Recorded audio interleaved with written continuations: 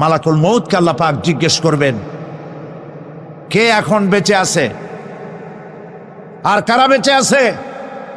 তিনি বলবেন হযরতে জিবরাইল, হযরতে মিকাইল, হযরতে ইসরাফিল।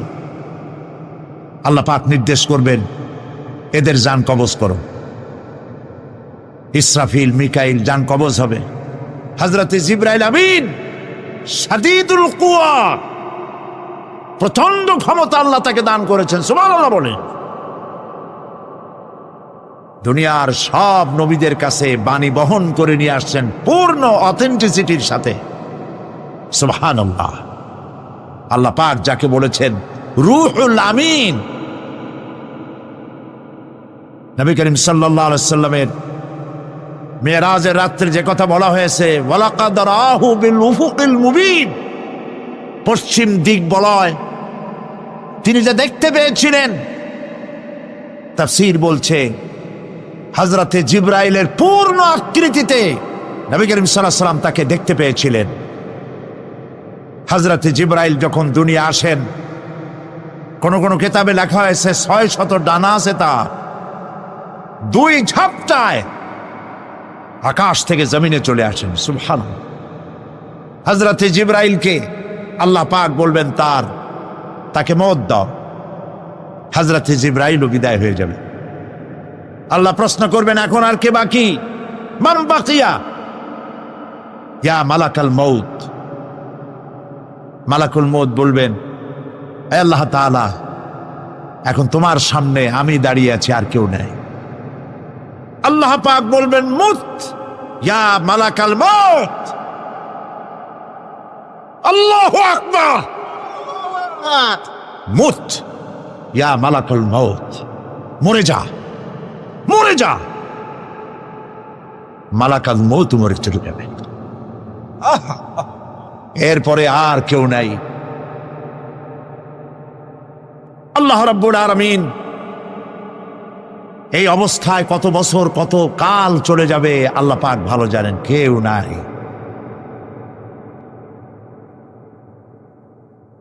আজকের রাজত্ব কার? আল্লাহ প্রশ্ন করবেন, আজকের রাজত্ব কার?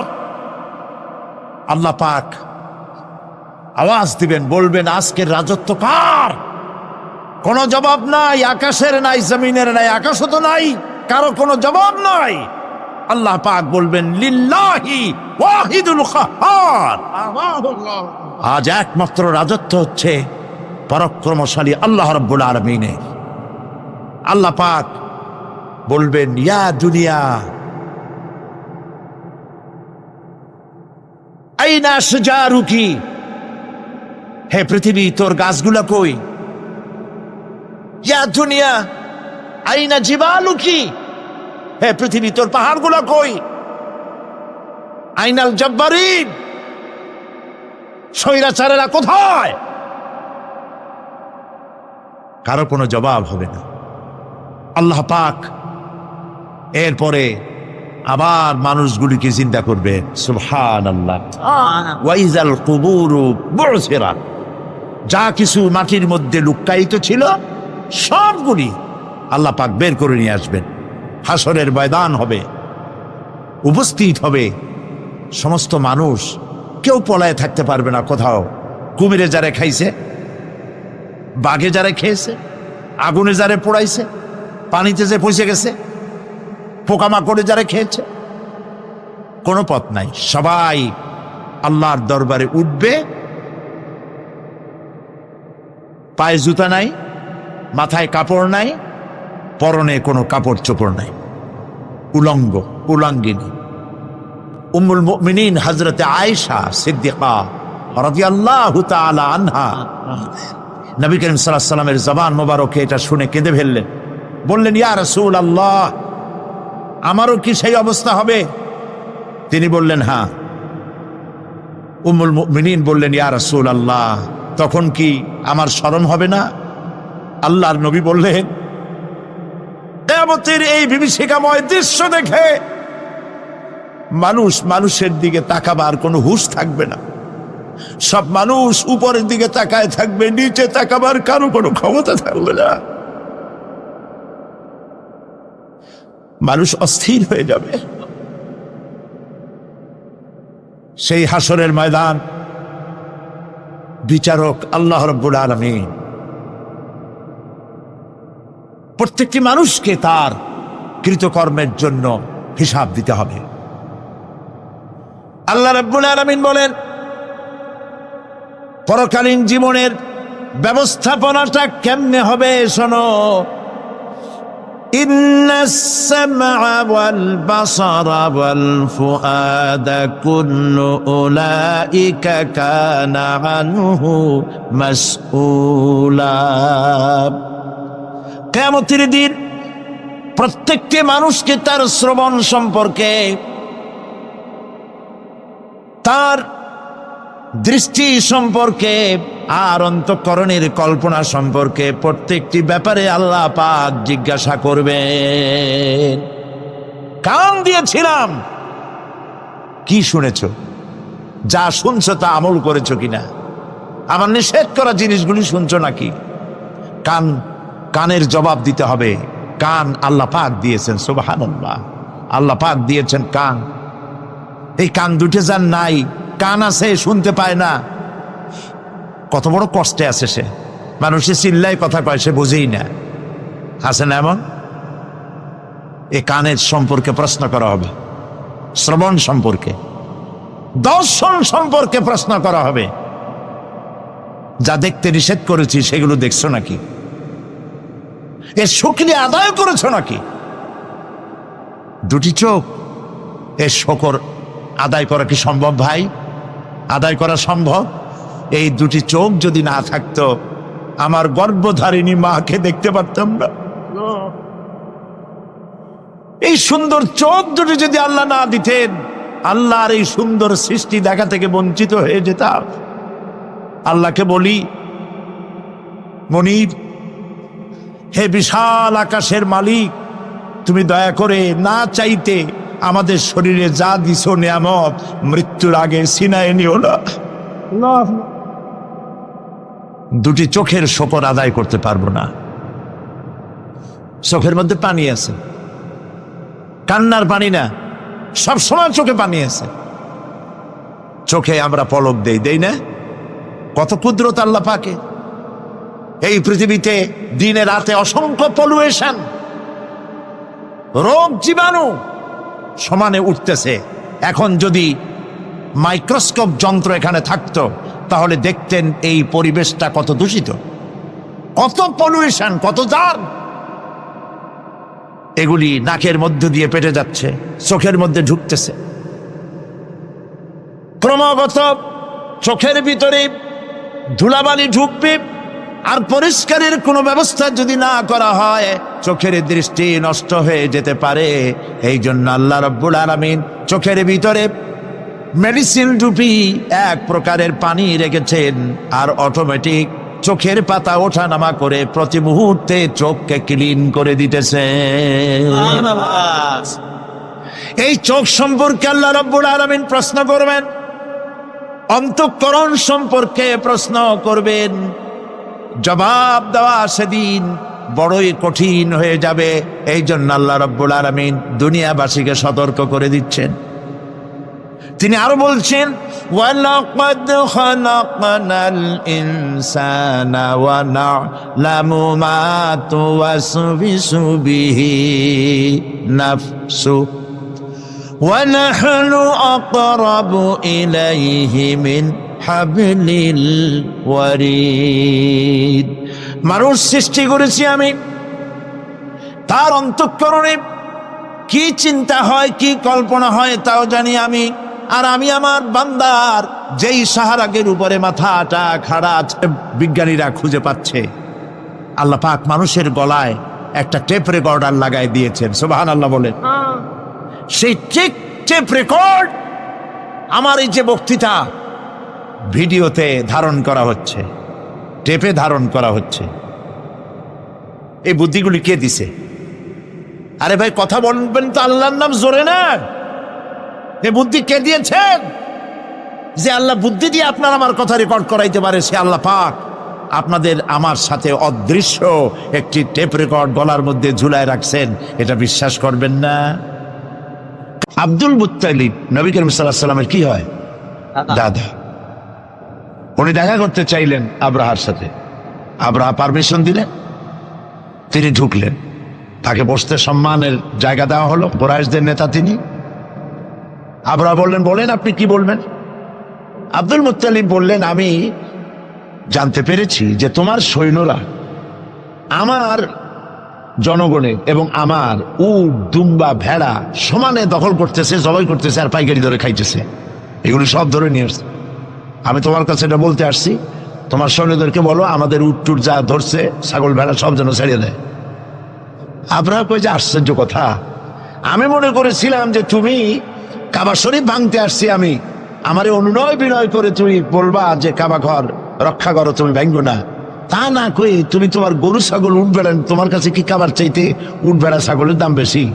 আব্দুল মুত্তালিব বললেন যে মোটেই না, ওইটার মূল্য আমাদের কাছে অনেক বেশি, তবে আমি ওইটার মালিক না, আমি উঠ ছাগল ভেড়ার মালিক, সেইটা আমি ছাড়াই নিতে আসছি, আর ঘরটা যার, আমি ওই ঘর ধরে বলে আসছি, হে ঘরের মালিক তুমি তোমার ঘর থেকে ঘরকে ঠেকাও।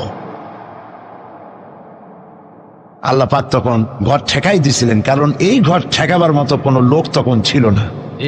বাইতুল মুকাদ্দাস যখন আক্রান্ত হয়, বাইতুল মুকাদ্দাস যখন ইহুদিরা আক্রমণ করে, তখন এই পৃথিবীতে 70 কোটি মুসলমান ছিল। যেই পৃথিবীতে 70 কোটি মুসলমান বাস করে, সেই মুসলমানেরা যদি তাদের কেবলায় উলা ইহুদিরা দখল করে নেয়, তা ঠেকাবার দায় দায়িত্ব তাদের মধ্যে, সেন্স অফ প্রেস্টিজ যদি ইস্যু না হয়, সর্দি গর্মি না হয়, এটা ঠেকাবার দায়িত্ব আল্লাহর নাই। আর বাবরি মসজিদ যখন ভাঙা হয়, তখন এই পৃথিবীতে মুসলমানদের সংখ্যা 125 কোটির কাছাকাছি। 125 কোটি মুসলমান যে পৃথিবীতে বাস করে, সেইখানে যদি মুসলমানেরা তাদের মসজিদ ভাঙ্গে, তাতে করে যদি তাদের গা না জ্বলে, তো আল্লাহ পাক এখানে তয়রান আবাবিল পাঠাবেন না, জরুরত নেই। ঠিক আজ অনুরূপ ভাবে ইরাকের উপরে যে হামলা হচ্ছে, পৃথিবীর মুসলমানেরা নিজেদের জমিন ছেড়ে দিচ্ছে, আমার জমিনের উপরে দাঁড়াই আমার বাইরে পিটাও, আমার ভাইকে মারো, হত্যা করো, আমি তোমার বিমান বাহিনীকে, আমি তোমার নৌবাহিনীকে, তোমার ল্যান্ড ফোর্সকে জায়গা করে দিলাম। এই যদি দেয়, তা আল্লাহ পাক সাহায্য কেন করবেন? আল্লাহর ওয়াদা, আল্লাহর সাহায্যের ওয়াদা তো মুমিনদের জন্য। ওয়া কানা হাক্কান আলাইনা নাসরুল মুমিনিন, মুমিনদেরকে সাহায্য করা আমি আল্লাহর জন্য ওয়াজিব।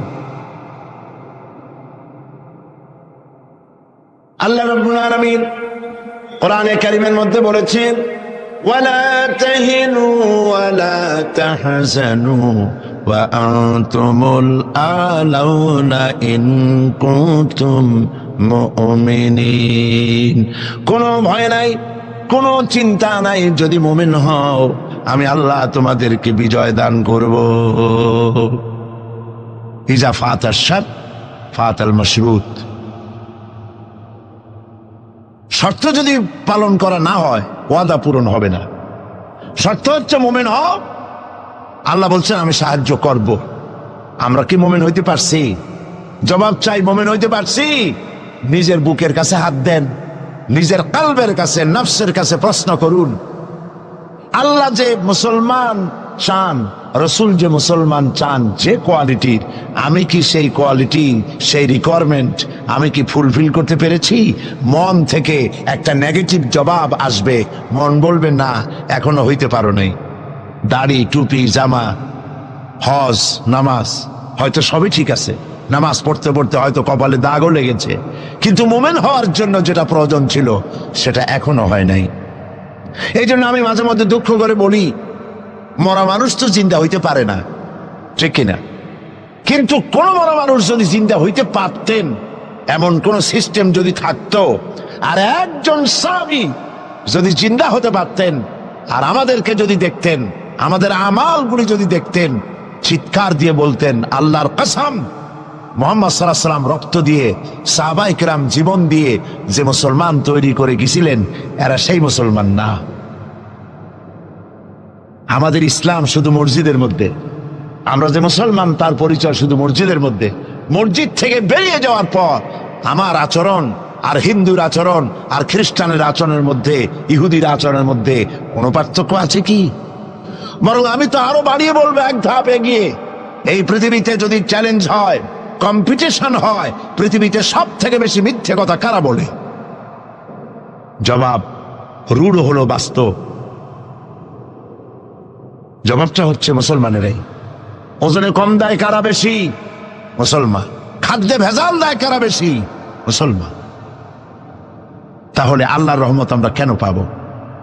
এই জন্য কোরআনে কারীম যে উদ্দেশ্যে এসেছিল, আমরা সেই উদ্দেশ্যকে পূরণ করতে পারি নাই। কোরআন শরীফ, সুবহানাল্লাহ, সুবহানাল্লাহ, কোরআন একটি বর্ণ মুহাম্মদ সাল্লাল্লাহু আলাইহি ওয়াসাল্লামের বানানো এর মধ্যে নাই। আল্লাহু আকবার। দেখেন না কোরআন শরীফের অরিজিনালিটি, এর অথেন্টিসিটি, এর নির্ভরতা, এর পিউরিটি কতটা 100% মিয়া বিল মিয়া কারেক্ট। সেটা হলো এই কোরআন শরীফে 114টি সূরার প্রত্যেকটি সূরার শিরোনামে আছে বিসমিল্লাহির রহমানির রহিম। একটা সূরায় নাই। কোন সূরা? কেন নাই? এই জন্য নাই যেহেতু এই সূরা নাজিলের সময় আল্লাহ পাক এটা বলেন নাই। জিবরাইল আলাইহিস সালাম যখন নবী করিম সাল্লাল্লাহু আলাইহি ওয়াসাল্লামের কাছে এটা তেলাওয়াত করে শোনায়েছেন, তিনি বিসমিল্লাহ তখন বলেন নাই। নবী করিম সাল্লাল্লাহু আলাইহি ওয়াসাল্লাম যখন সাহাবায়ে কিরামকে লিখতে বলেছেন, কাতেবে ওহী যারা ছিলেন, তখন তিনি এই সূরার প্রথমে বিসমিল্লাহ বলেন নাই, তাই বিসমিল্লাহ এখানে লেখা হয় নাই। তার মানে হচ্ছে কোরআন শরীফ বিন্যাস করা, এর শব্দ বিন্যাস, সূরা বিন্যাস, এর সবকিছুকে বিন্যস্ত করার দায়িত্ব ছিল আল্লাহ পাকের। সুবহানাল্লাহ। আল্লাহ রাব্বুল আলামিন কোরআনে কারীমের মধ্যে বলেছেন, ইন্না নাহনু নাযালনা যিকরা ওয়া ইন্না লাহু লাহাফিজুন। কোরআন নাজিল করেছি আমি আল্লাহ, আর এর সংরক্ষণের সবটুকুন দায়িত্ব আল্লাহ রাব্বুল আলামিন নিজেই গ্রহণ করেছেন, আমি গ্রহণ করেছি। নাজিল করছি আমি, হেফাজত করবো আমি। কে? বলেন সবাই। আমি হেফাজত করবো এটাকে। আল্লাহ পাক গ্যারান্টি দিচ্ছেন, ওয়ালাউ তাকাওয়ালা আলাইনা বা'দাল আকাবিল। আমার নবী যদি নিজের থেকে বানিয়ে কোনো কথা আমি আল্লাহর নামে কোরআন শরীফের ভিতরে চালাই দিতেন, আমি আমার নবীর ডান হাত চেপে ধরতাম, আর তার কণ্ঠ নালীকে আমি আল্লাহ কেটে ফেলে দিতাম। কত বড় কথা! গলা কেটে ফেলে দিতাম। একটি কথাও যদি নিজের থেকে বানিয়ে বলতেন, সুবহানাল্লাহ বলেন। সেই কোরআন একটি শব্দ মানুষের নেই। আল্লাহ পাক বলেছেন, এর উপর, কোরআনের উপর থেকে, এর নিচের থেকে, এর ডান থেকে, এর বাম থেকে, এর ভিতরে শয়তানের বাতিলের প্রবেশের কোনো অধিকার নয়। যদি থাকতো এতদিনে কত বেড়াছেড়া করতো, সেরা বেড়া করতো, উল্টো পাল্টা করিয়া সর্বনাশ করে ফেলাইতো, ঠিক কিনা? পৃথিবীতে শত শত কোটি খ্রিস্টান পৃথিবীতে আছে। খ্রিস্টানদেরকে চ্যালেঞ্জ করুন তো, যে একটা বাইবেলের হাফেজ দাও আমাদেরকে। সারা পৃথিবীতে একটা হাফেজ চাই, বাইবেল মুখস্থ করছে, পাওয়া যাবে? যাবে না। হিন্দুদেরকে চ্যালেঞ্জ করে, কত কোটি হিন্দু আছে তোমাদের, বেদ তোমাদের ধর্মগ্রন্থ, বেদ মুখস্থ করছে, এরকম হাফেজ দাও, পারবে দিতে? পারবেন। মহান আল্লাহ রাব্বুল আলামিন কোরআনে কারীমকে হেফাজত করেছেন।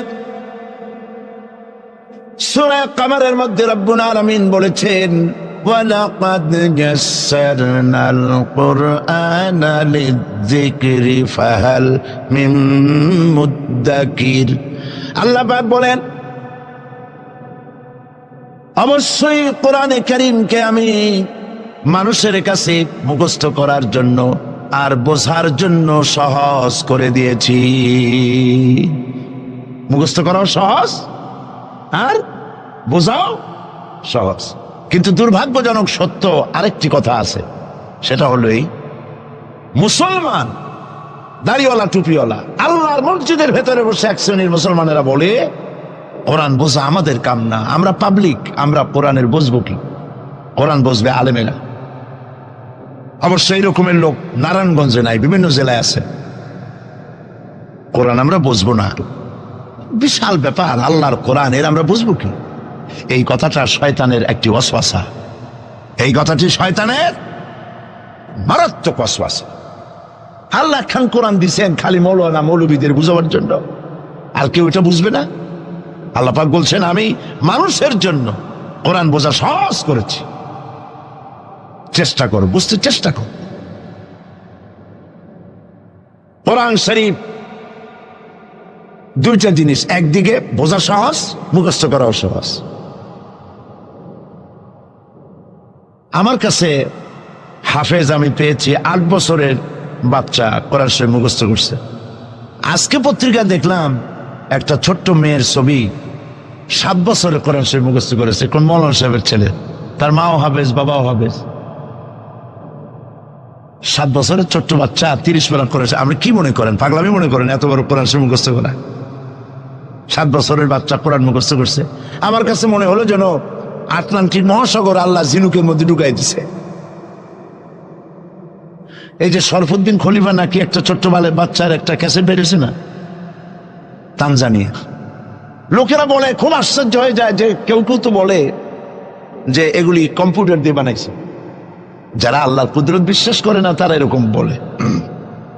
লোকেরা আশ্চর্য হয়ে যায়, এত রকম ছোট ছেলে কোরআন শরীফ মুখস্থ করলো কেমনে? বয়স তার 4 বছর। আসলে বয়স 4 বছর না, আমি আজ থেকে 4 বছর আগেই তার ক্যাসেট দেখেছি লন্ডনে। তাহলে হইতেই পারে, আল্লাহ পাক যদি ইচ্ছা করেন করতেই পারে।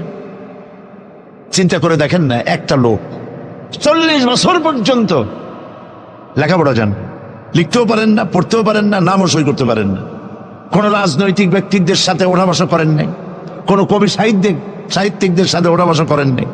সেই লোকটি 40 বছর পর এমন কথা বললেন রাজনীতির কথা, দুনিয়ার সব রাজনীতি ফেল হয়ে গেল।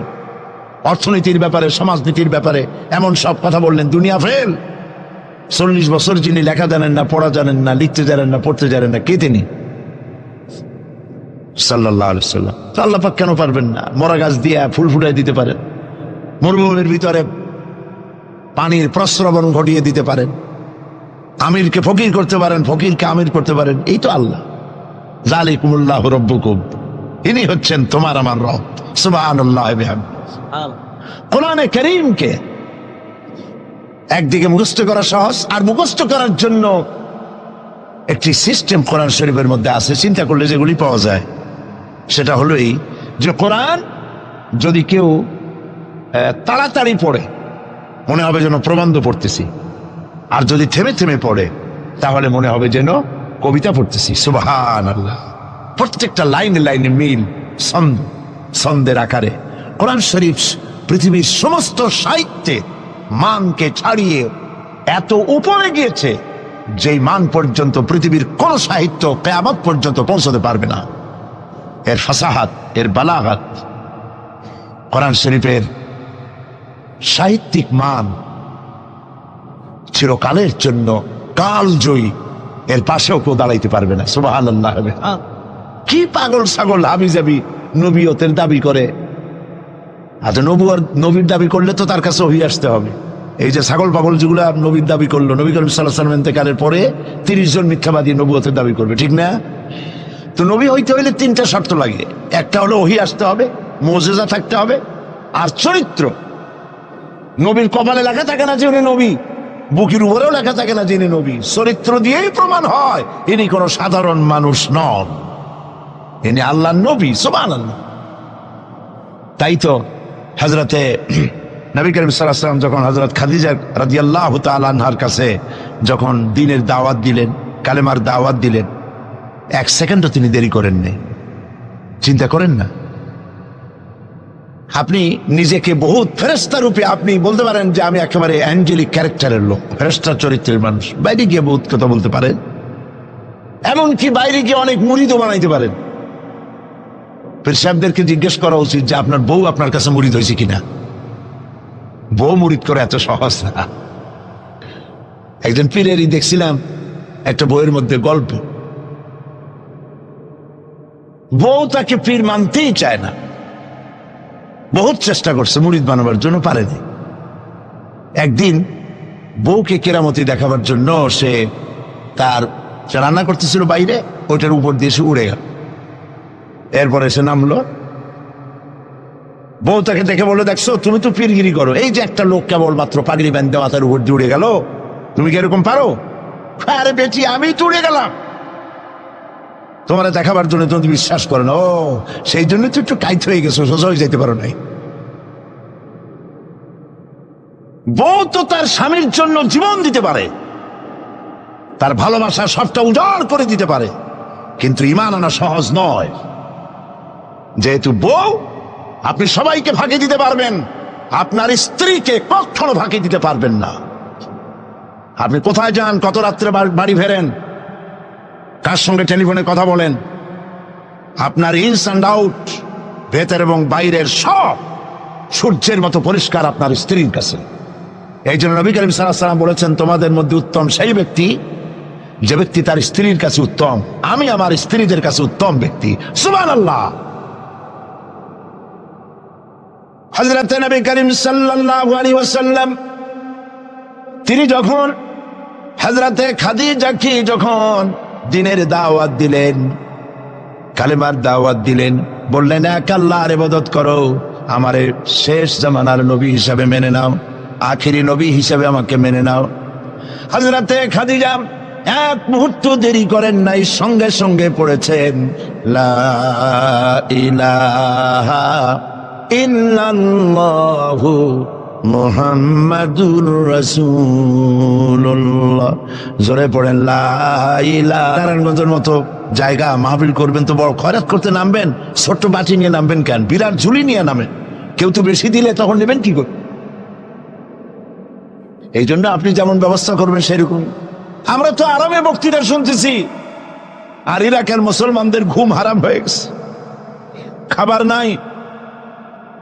গতকাল ব্রাহ্মণবাড়িয়া বলেছি, ইরাকের গর্ভবতী নারীরা,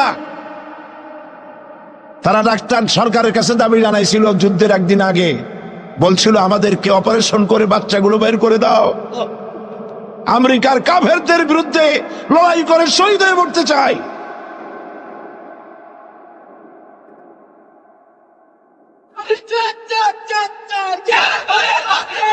আমরা কিচ্ছু করতে পারবো না, কিন্তু দোয়া করতে পারবো।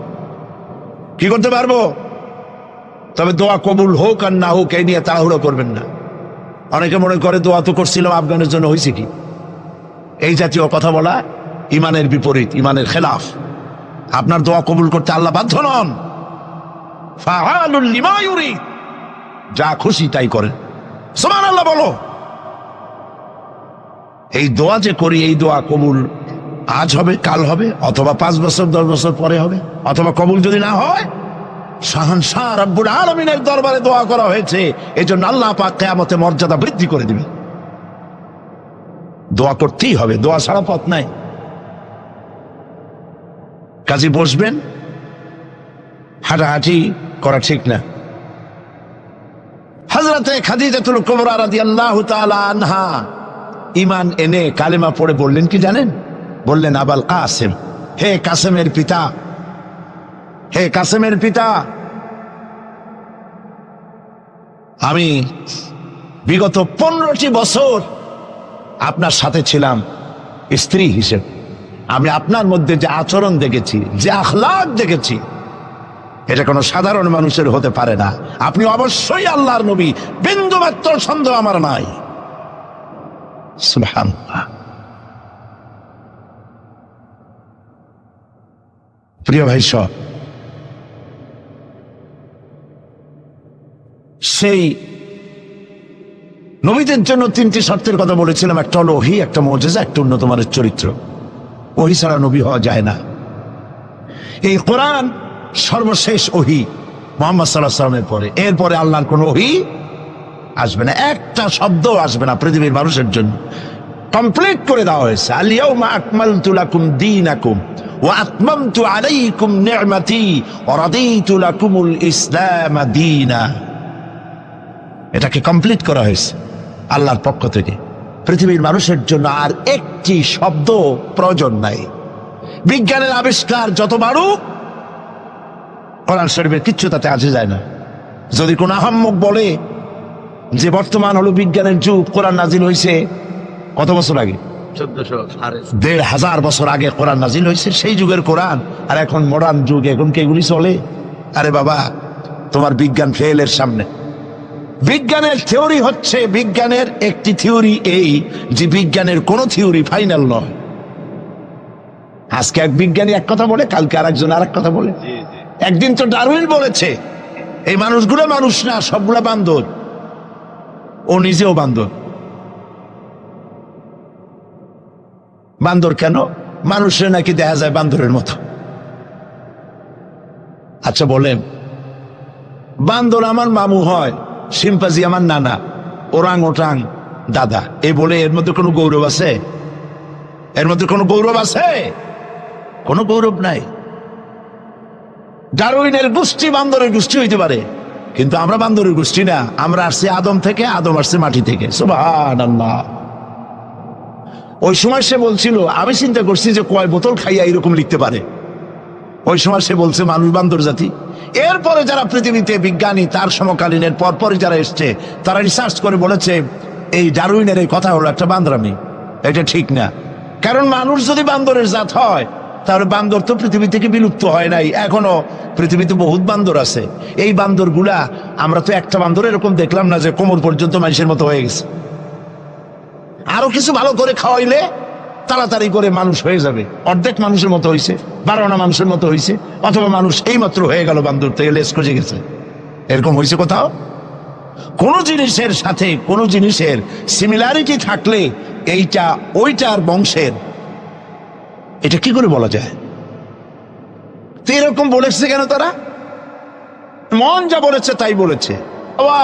ইন হুয়া ইল্লা ওয়াহয়ুন ইউহা। আল্লাহ পাক বলছেন, নবী যা বলেন, কোরআনের নামে যা বলেন, সব ওহী। তিনি নফস এবং প্রবৃত্তিকে অনুসরণ করে কোনো কথা বলেন না। আমি যা বলতে বলি তাই বলেন। সুবহানাল্লাহ। সুতরাং নবী করিম সাল্লাল্লাহু আলাইহি ওয়াসাল্লামের কাছে কোরআন এসেছিল এই কারণে যে কোরআন দিয়ে তিনি একটি সমাজ বিপ্লব করবেন, তাবিজ লাগবেন, এই জন্য কোরআন আসে নাই। বোঝেন কিনা কথা? এই যে দেখুন, আমার হাতে কোরআন শরীফ একটা আছে, ছাপা হয়েছে সুলেমানিয়া বুক হাউস, বাংলা বাজার, ঢাকা। কে তাদেরকে অধিকার দিল কোরআন শরীফ সেবে কোরআনের মধ্যে তাবিজের নকশা আঁকা? আল্লাহর কালামের সাথে এটা বেয়াদবি, বেহরমতি। এই জাতীয় কোরআন শরীফ বাজারে পাইলে আপনারা কিনবেন না। কোরআন শরীফ নাম্বার দিয়ে তাবিজ লেখার কোন অধিকার ইসলাম কাউকে দেয় নাই। কোরআন শরীফকে জাতির কাছে হালকা করেছে তাবিজের ব্যবসা দিয়ে। এটাকে একটা তাবিজের কিতাব বলে মনে করা হয়েছে। দেখুন সূরা ফাতিহা, এই নকশা গলায় বাঁধিয়ে রাখিলে মুক্তি পাওয়া যাইবে রোগ হইতে। সূরা মারিয়াম পেটে বাঁধিয়ে রাখলে বাচ্চা হবে তাড়াতাড়ি। সূরা ইউসুফ, এই নকশা গলার সাথে ঝুলায় রাখলে বিয়ে হবে তাড়াতাড়ি, কাঙ্ক্ষিত প্রেমিকাকে পাওয়া যাবে। এই জাতীয় আল্লাহর কালামের সাথে তামসা করেছে এরা, নাউজুবিল্লাহ বলে। তাবিজগুলা কি? কতগুলা দাগ দেওয়া, আর তার মধ্যে 573, 6072, 286, 1382। হারাম। আপনি 786 10 লক্ষ বার যদি দেখেন, একবার বিসমিল্লাহর সমান হবে না। ঈমানকে সাফ করতে হবে। কোরআন শরীফ তাবিজ দেখার জন্য আসে নাই। নবী করিম সাল্লাল্লাহু আলাইহি ওয়াসাল্লাম তাবিজ লেখেন নাই, অনুমতি দেন নাই। সাহাবায়ে কেরামের একজন সাহাবীও তাবিজ লেখেন নাই। ঝাড় ফুকের ব্যাপারে ইসলাম অনুমতি দিয়েছে। নবী করিম সাল্লাল্লাহু আলাইহি ওয়াসাল্লাম নিজে ঝাড় ফুক করেছেন, সাহাবায়ে কেরাম করেছেন। তাবিজ লেখে লেখা ধান্দাবাজি কারে কয়? বলে যে টিউবওয়েলের পানি, কুয়ার পানি, খালার পানি, বেড়ের পানি, ড্রেনের পানি, পুকুরের পানি, নদীর পানি, 7 জায়গা দিয়ে পানি আনবা। জাফরানের কালি, তারপরে কালিজিরার ছাতু, এইগুলো মিশাইয়া এরপরে দাগ দাগ দিয়ে তাবিজ লিখলো। তারপরে লেখে এক এক পাশে ইয়া জিব্রাইল, ইয়া মিকাইল, ইয়া ইসরাফিল, ইয়া জিব্রাইল, হাবিজাবি কতগুলো লিখিয়া এই জাতীয় যা খুশি আল্লাহর ফেরেশতাদের নাম লিখে গলায় ঝুলাবার কোনো মানে নাই। এগুলি করে কোরআন শরীফকে বেহুরমতি করা হয়েছে। নাউজুবিল্লাহ বলেন। বিশ্বাস করুন, কোরআন তাবিজ লেখার জন্য আসে নাই, কোরআন এসেছে ভাগ্য পরিবর্তন করার জন্য। আল্লাহ রাব্বুল আলামিন বলেন, তাহা মা আনজালনা আলাইকাল কুরআনা লিতাশকা। নবী হে, কোরআন আপনার উপরে এই জন্য নাজিল করা হয় নাই যে আপনি আপনার ভাগ্য নষ্ট হয়ে যাবে, ভাগ্য বিপর্যস্ত হবে না, এই জন্য কোরআন আসে নাই। কোরআন এসেছে ভাগ্যকে সুপ্রসন্ন করার জন্য। সুবহানাল্লাহ। সেই কোরআনের সাথে সম্পর্ক করেছি তাবিজের, কোরআনের সাথে সম্পর্ক করেছি চুমা দেওয়ার, মাথায় রাখার, বুকে লাগাবার। হ্যাঁ ঠিক আছে, কোরআন শরীফ মাথায় লাগাবো না কি লাগাবো? চুমা কোরআনে দেবো না কোথায় দেব? বুকে কোরআন লাগাবো না তা কোথায় লাগাবো? এটা ঠিক আছে, কিন্তু আপনি বলেন, আপনি ডাক্তারের কাছে গেছেন, আপনি রুগী, ডাক্তার আপনাকে প্যাথোলজিক্যাল টেস্ট করে আপনার ডিজিজ কি তা ফাইন্ড আউট করে আপনাকে দিয়ে দিল, কি দিল? প্রেসক্রিপশন। আপনি প্রেসক্রিপশন গ্লাসের ভিতরে ভিজাইয়া 41 দিন সকালে আর বিকালে পান করলেন, অথবা প্রেসক্রিপশন ভাস করে মাদুরের মধ্যে ঢুকাইয়া গলায় ঝুলাই দিলেন, অথবা প্রেসক্রিপশন সকাল বিকাল চুমা খাইলে, রোগ ভালো হবে? রোগ ভালো হবে? যদি কেউ প্রেসক্রিপশনের সাথে কোনো রুগী যদি এই ব্যবহার করে, তাহলে সেই রুগী সম্পর্কে আপনার চিন্তা, আপনার মত, আপনার রায়, আপনার ফতোয়া কি হবে বলেন জোরে? এটা যদি আল্লাহ পাক যদি হন মহান চিকিৎসক, আর এটা যদি হয় সেই মহান চিকিৎসকের পক্ষ থেকে বিশ্ববাসীর সমগ্র রোগের জন্য মহা চিকিৎসাপত্র প্রেসক্রিপশন, তাহলে এই প্রেসক্রিপশনের সাথে যারা ওই জাতীয় ব্যবহার করে তাদেরকে কি বলবে? এবারের ফতোয়া নিজের গায়ে পড়বে। বাচ্চা বড় হইতে পারে না, মায়ের পেট থেকে বাচ্চা আসছে, সমানে এতগুলো তাবিজ ঝুলাই দিয়েছে গলায়। বাচ্চা যদি কথা বলতে পারতো তাহলে বলতো যে আল্লাহ কি অপরাধ করছে, এর চেয়ে তো মায়ের পেটে ভালো ছিলাম, এগুলো তো জাগাইতেও পারি না। কতগুলো তাবিজ, এরপরে কালো সুতা, হলুদ সুতা, লাল সুতা করতে পাইছো?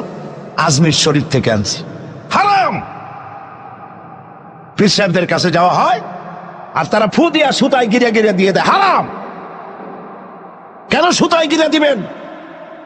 মুসলমান ছাগলের বাচ্চা নয় যে দড়ি দিয়ে সুতা দিয়ে আপনি বাঁধবেন। আপনাদের শরীরে যদি তাবিজ থাকে, বাড়ি যদি কারো থাকে, সব খুলে নদীতে ফেলে দেন। আলাইসাল্লাহু বিকাফিন আবদা, আল্লাহ পাক বলছেন আমি কি আমার বান্দার জন্য যথেষ্ট নই?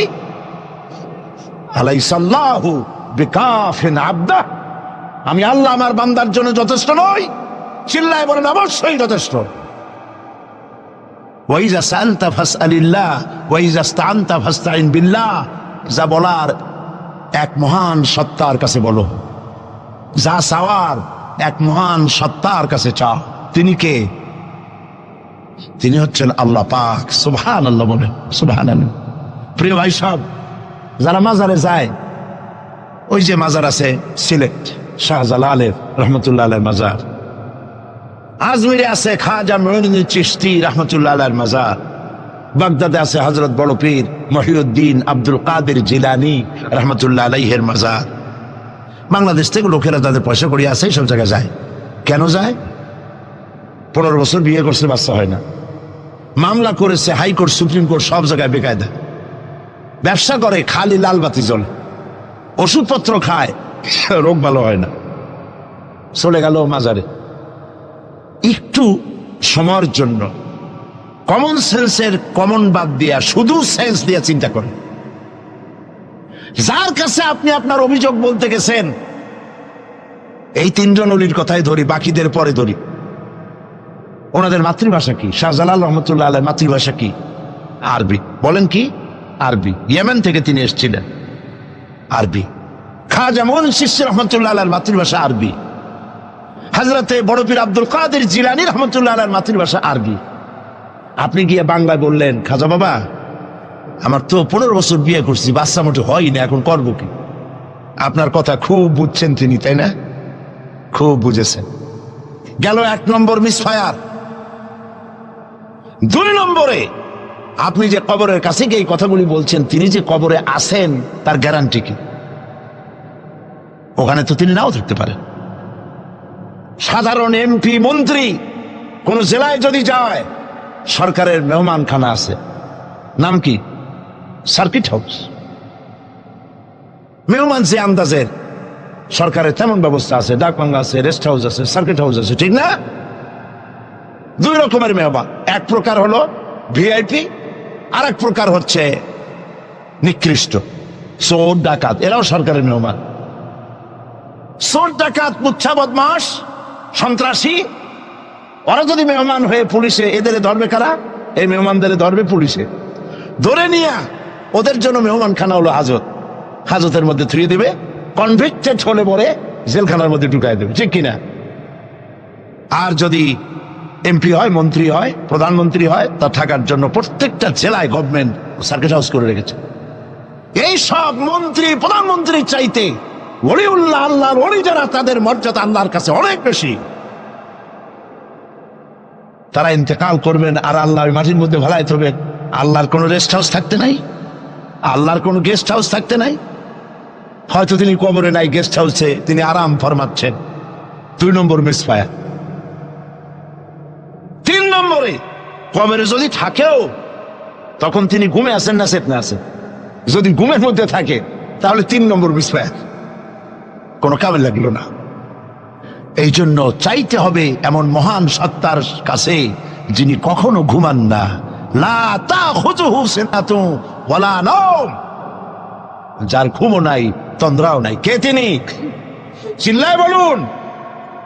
কলিজাটারে পরিষ্কার করেন, সাফ করে নেন। এভাবে সাফ করবেন, কোন মাফির, কোন জিন্দাফির আমার ভাগ্য ভালো বানাতে পারবে না, পারবে না, পারবে না। কোন মরাফির, কোন জিন্দা ফু দিয়া আমার ভাগ্যকে বিনষ্ট করে দিতে পারবে না। খায়রিহি ওয়া শাররিহি মিনাল্লাহি তাআলা, আমার ভালো আমার মন্দ কেবলমাত্র এক মহান সত্তার মুষ্টির ভিতরে নিবদ্ধ, তিনি আল্লাহ রব্বুল ইজ্জত ওয়াল জালাল। গোটা আকাশ, গোটা জমিন যার মুঠার ভেতরে। মুসা আলাইহিস সালাম বলেছিলেন, আল্লাহ তুমি নাকি ঘুমাও না? আল্লাহ কেউ বিশ্বাস করো না? তো সাংঘাতিক কথা। এইভাবে ইব্রাহিম আলাইহিস সালাম আল্লাহরে বলছিলেন,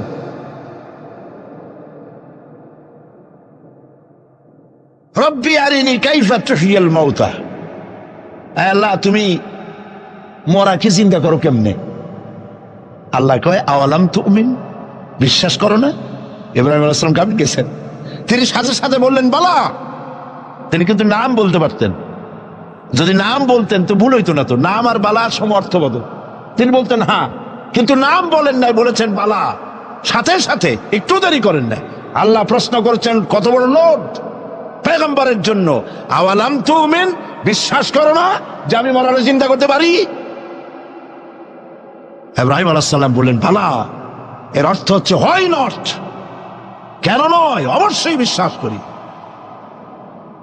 ওয়ালাকিন লিয়াতমাইন্না কলবি, তবে মূল বিষয় হলো যদি আমি চোখে দেখতাম, কানে শোনার, চোখে দেখা ব্যাপারটা একটু ভিন্ন। আল্লাহ বলেন বিশ্বাস যখন করছো, মরারে কেমনে চিন্তা করি আমি তোমারে দেখাবো। সুবহানাল্লাহ, এই কোরআন শরীফের মধ্যে আল্লাহ বলেছেন। মুসা আলাইহিস সালাম বলছেন, আল্লাহ তুমি নাকি ঘুমাও না, আল্লাহকে বিশ্বাস করো না? কয় আল্লাহ বিশ্বাস করো, তবে বুঝি না জিনিসটা। মুসা আলাইহিস সালাম ভয় পেয়ে গেলেন। আল্লাহ রাব্বুল আলামিন বলেন ভয়ের কোনো কারণ নাই। এটি একটি উদাহরণের জন্য আমি তোমাকে গ্লাস নিয়ে দাঁড়িয়ে থাকতে বলেছিলাম। একটা গ্লাস হাতে নিয়ে কয়েকটা সেকেন্ড বা একটা মিনিটও দাঁড়াইতে পারলা না, হাতের থেকে ঘুমের কারণে ভেঙ্গে চুরমার হয়ে গেল। তোমার রব, তোমার আল্লাহ হাতের মুঠার ভিতরে সপ্ত আসমান জমিন কুল কায়নাত, এর কন্ট্রোলিং সিস্টেম, এর ট্রাফিক সিস্টেম সবকিছু আল্লাহ রব্বুল আলামিন কন্ট্রোল করেন। তোমার আল্লাহ যদি ঘুমায় যায় সব শেষ হয়ে যাবে। লা তাখুযুহু সিনাতুন ওয়ালা নাওম, তার ঘুমও নাই তন্দ্রাও নাই। আর তাছাড়া মাখলুক তার যে আদত, খালেকের সে আদত হতে পারে না। সৃষ্টি তার বউ হয়, বাচ্চা হয়, ঘুমায়। লা তাখুযুহু সিনাতুন ওয়ালা নাওম, তার ঘুমও নাই তন্দ্রাও নাই। আর তাছাড়া মাখলুক তার যে আদত, খালেকের সে আদত হতে পারে না। সৃষ্টি তার বউ হয়, বাচ্চা হয়, ঘুমায়, খায়, পেশাব পায়খানা লাগে। মাখলুক খালেকেরও যদি তাই হয় তাহলে তিনি মাখলুকের মতোই হয়ে গেলেন, খালেকের মর্যাদা রইল না। কাজী সৌভাগ্য রজনী শাবান মাসের মধ্য রজনী নয়, বরং মুসলমানদের জন্য প্রত্যেকটা রাত সৌভাগ্য রজনী হতে পারে। হাদিস, প্রত্যেক রাতের শেষ রাত্রে আল্লাহ রাব্বুল আলামিন প্রথম আকাশে আসেন। সুবহানাল্লাহ বলো। প্রথম আকাশে এসে আল্লাহ রাব্বুল আলামিন ডাকতে থাকেন, ও পৃথিবীর মানুষেরা, আমার বান্দারা, কারা আছো গুনাহ করে করে জীবনটারে বরবাদ করে দিয়েছো, হতাশ হয়ে গিয়েছো, আমাকে বলো, আমার কাছে কান্দো, জীবনের গুনাহ মাফ করে দেব। নবীজি বলেছেন, শরমে পড়ে অনুতপ্ত হয়ে কেউ যদি রব্বুল আলামিনের কাছে চোখের পানি ফেলে গুনাহ মাফের জন্য কাঁদতে থাকে, চোখের পানি নাকের অর্ধেক আসতে না আসতে আল্লাহ রব্বুল আলামিন বান্দার গুনাহ মাফ করে দে। জাহান্নামের আগুন প্রশান্ত মহাসাগর, আটলান্টিক মহাসাগর সহ 7টি মহাসাগরের পানি যদি ঢেলে দেওয়া হয়, জাহান্নামের 1 ইঞ্চি আগুন নিভাইতে পারবে না। কিন্তু চোখের অনুতপ্ত অনুশোচনা দুফোঁটা অশ্রু জাহান্নামের আগুন নিভাই দিতে পারে। কান্দো, কান্দার চাইতে বড় জিনিস নাই। ফালিয়াদহাকু কালিলাও ওয়ালিয়াবকু কাসীরা, বেশি করে কান্দো, কম করে হাসো। আমরা কোনটা করি? আরে সবটা উল্টা করি। হিসাব করেন তো, এটা ইংরেজি কি মাস, বাংলা আরবি কি মাস? মুহররম। এটা আরবি কি মাস? মুহররম। গত বছরের মুহররম থেকে এই বছর মুহররম পর্যন্ত গুনাহ কে বলেন? প্রথম আকাশে এসে প্রত্যেক রাত্রে রব্বুল আলামিন ডাকতে থাকেন, আমাকে বলো, আমি রোগ ভালো করে দেব। রুজি কামাইতে পারো না, অনাটনে জীবন যায়, বউরে বাচ্চারে খাওয়াইতে পারো না, আমারে বলো। এভাবে আল্লাহ পাক ডাকতে থাকেন। সময় মতো যারা গভীর রজনীতে উজু করে তাহাজ্জুদের নামাজ আদায় করে রব্বুল আলামিনের দরবারে কান্দে, আল্লাহ রাব্বুল আলামিন তখন ফেরেশতাদের জিজ্ঞেস করেন, ফেরেশতারা, পৃথিবীর মানব গোষ্ঠী ঘুমিয়ে আছে, এই যে মানুষগুলি দেখা যায় আরামের ঘুম হারাম করে কি যেন বলে আর কান্দে কান্দে কেন বল? ফেরেশতারা বলে, রব্বুল আলামিন তুমি তো জানো। আল্লাহ বলেন, জানি, তারপরেও তোমাদের মুখে শুনতে চাই। ফেরেশতারা বলে, রব্বুল আলামিন তোমার বান্দা গুনাহ করেছে, গুনাহ দিয়া জীবন নষ্ট করে ফেলেছি, বুঝতে পেরেছে জাহান্নাম ছাড়া কোনো পথ নাই, তারা গুনাহ মাপ চায়, জাহান্নাম থেকে বাঁচতে চায়, জান্নাতে যেতে চায়। একটা একটা করে সব তারা বলে। আল্লাহ পাক জিজ্ঞেস করেন, আমার ফেরেশতারা, আমার এই বান্দাগুলি কি আমার দোজখ দেখেছে? ফেরেশতারা বলে, না, দেখে নাই। আমার জান্নাত কি দেখেছে? না, দেখে নাই। আমারে কি দেখছে? না, দেখে নাই। রব্বুল আলামিন বলেন, ফেরেশতারা শোনো, আমার এই বান্দাগুলি আমারে দেখে নাই, আমার বেহেশত দেখে নাই, দোজখ দেখে নাই, শুধুমাত্র কোরআনের কথা, নবীর কথা বিশ্বাস করে আরামের ঘুমকে হারাম করে আমার কাছে যেভাবে কাঁদতেছে, ও আমার ফেরেশতারা, আমার জালাল ও ইজ্জতের কসম, আমার রহমতের দরিয়ায় জোশ লেগে গেছে। শুনে রাখো ফেরেশতারা, এই ক্রন্দনরত বান্দাগুলিরে আমি আল্লাহ মাফ করে দিলাম। হতে পারে প্রত্যেকটি রাত আপনার আমার জন্য লাইলাতুল বারাত, লাইলাতুল কদর। ভাগ্য নিজেকে তৈরি করতে হবে। বিশ্বকবি আল্লামা ইকবাল বলেছেন, খুদি কো কর ইতনা বুলন্দ कि हर तकदीर लिखने के पहले खुदा पूछे बंदा को बता तेरी रजा क्या है। নিজের ব্যক্তিত্ব, পার্সোনালিটি, শখসিয়তের প্রস্ফুটন এমন ভাবে ঘটাও আল্লাহর কাছে, যাতে আল্লাহই জিজ্ঞেস করে, বান্দা তুই বল তোর ভাগ্যটা আমি কিভাবে লিখবো। সুবহানাল্লাহ। আল্লামা ইকবালের শেরগুলো যখন আমি আল্লামা ইকবালের খুবই ভক্ত, আমার কাছে মনে হয় তার প্রত্যেকটি শের, প্রত্যেকটি কবিতার লাইন কোরআন শরীফের তাফসীরের বিমূর্ত প্রতীক হয়ে বেরিয়েছে। দাড়ি কামানো মানুষ, কতগুলো মোষ, কেমনি পারলে? আমি মাঝে মধ্যে খুব বিস্ময় বোধ করছি, কিভাবে এই ধরনের একজন লোক প্রত্যেকটি কথা কোরআনের তাফসীর হয়ে বেরোলো কেমনে? কোরআন রে আপনি বুঝলেন কেমনি? আমি অক্সফোর্ড ইউনিভার্সিটিতে প্রোগ্রাম করেছি। অক্সফোর্ড ইউনিভার্সিটিতে আল্লামা ইকবাল যেখানে পড়াশোনা করতেন, যে রুমে থাকতেন, রিসার্চ করতেন, শিক্ষকরা আমাকে সেটা দেখিয়েছে। পৃথিবীর বড় বড় নাম করা ব্যক্তিরা সেখান থেকে অক্সফোর্ডে পড়াশোনা করেছে, লেখাপড়া করলেন অক্সফোর্ডে, পাশ্চাত্যে। অথচ পাশ্চাত্য তারা গিলতে পারল না। তিনি খোদাদ্রোহী হলেন না, তিনি ইসলামের দুশমন হলেন না। তার কথাগুলি কোরআনের ব্যাখ্যা হয়ে বেরোলো। ব্যাপারটা কি? পড়তে পড়তে একবার আমার চোখের সামনে রহস্য উদ্ঘাটিত হলো তার এক কবিতার মধ্য দিয়ে। আল্লামা ইকবাল এক জায়গায় লিখেছেন, खीरा न कर सिका मगरिब की दाओ दानिश, खीरा न कर सिका मगरिब की दाओ दानिश, सुरमा था आग का मेरा खाके मदीना। পাশ্চাত্যের চাকচিক্য আমার চক্ষুকে প্রতারিত করতে পারে নাই, কারণ মদিনার ধুলাবালুগুলি আমার চোখের মধ্যে সুরমা হয়ে লাগানো ছিল। প্রিয় ভাই সব,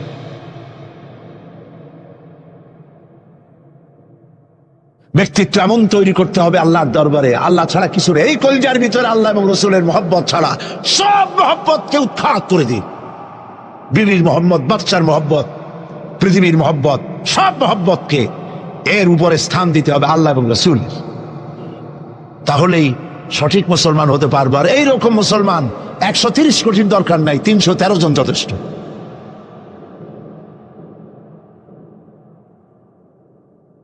বন্ধুগণ, মহান আল্লাহ রাব্বুল আলামিন তিনি চান শিরক মুক্ত জীবন মুসলমানদের। ইন্না শিরকা লাযুলমুন আযীম, শিরক হচ্ছে মস্ত বড় জুলম, অপরাধ। শিরক করবা না। নবীজি বলেছেন, তোমাকে যদি হত্যা করা হয়, টুকরা টুকরা যদি করা হয়, তোমাকে যদি আগুন দিয়ে জ্বালিয়ে ছাই ভস্ম বানাইয়া উড়াইয়া দেওয়া হয়, তবুও আল্লাহর সাথে খবরদার শরীক করবা না। শিরক করি, জেনেও করি, না জেনেও করি, সওয়াবের নিয়তেও করি, ঠিক কিনা? ইসলামের নামে মানত করা হয়, জায়েজ নাই। মুসলমানরা মানত করে না, মেয়ে লোকেরা বেশি করে। একটু বিপদ পড়লেই বাগদাদের নামে 5 টাকা, অমুক জায়গার পিসাবের নামে মুরগি, অমুক জায়গার নামে ডিম, হাবিজাবি মানত করে তোর হারা। মানত হবে শুধুমাত্র কার নামে? বলেন জোরে। আল্লাহ ছাড়া কারো নামে মানত করা যাবে না। মাজারগুলির উপরে আগরবাতি, মোমবাতি, চাদর দিয়ে আমাদের দেশে মাজারগুলি যা করছে, আরে এই কি মুসলমানে করে? মুসলমানের সম্পর্ক তো মাজারের সাথে কোন সম্পর্ক নাই। মুসলমানদের সম্পর্ক হবে মসজিদের সাথে। এই পৃথিবীতে শ্রেষ্ঠ জায়গা কোনটা? চিল্লায় বলেন।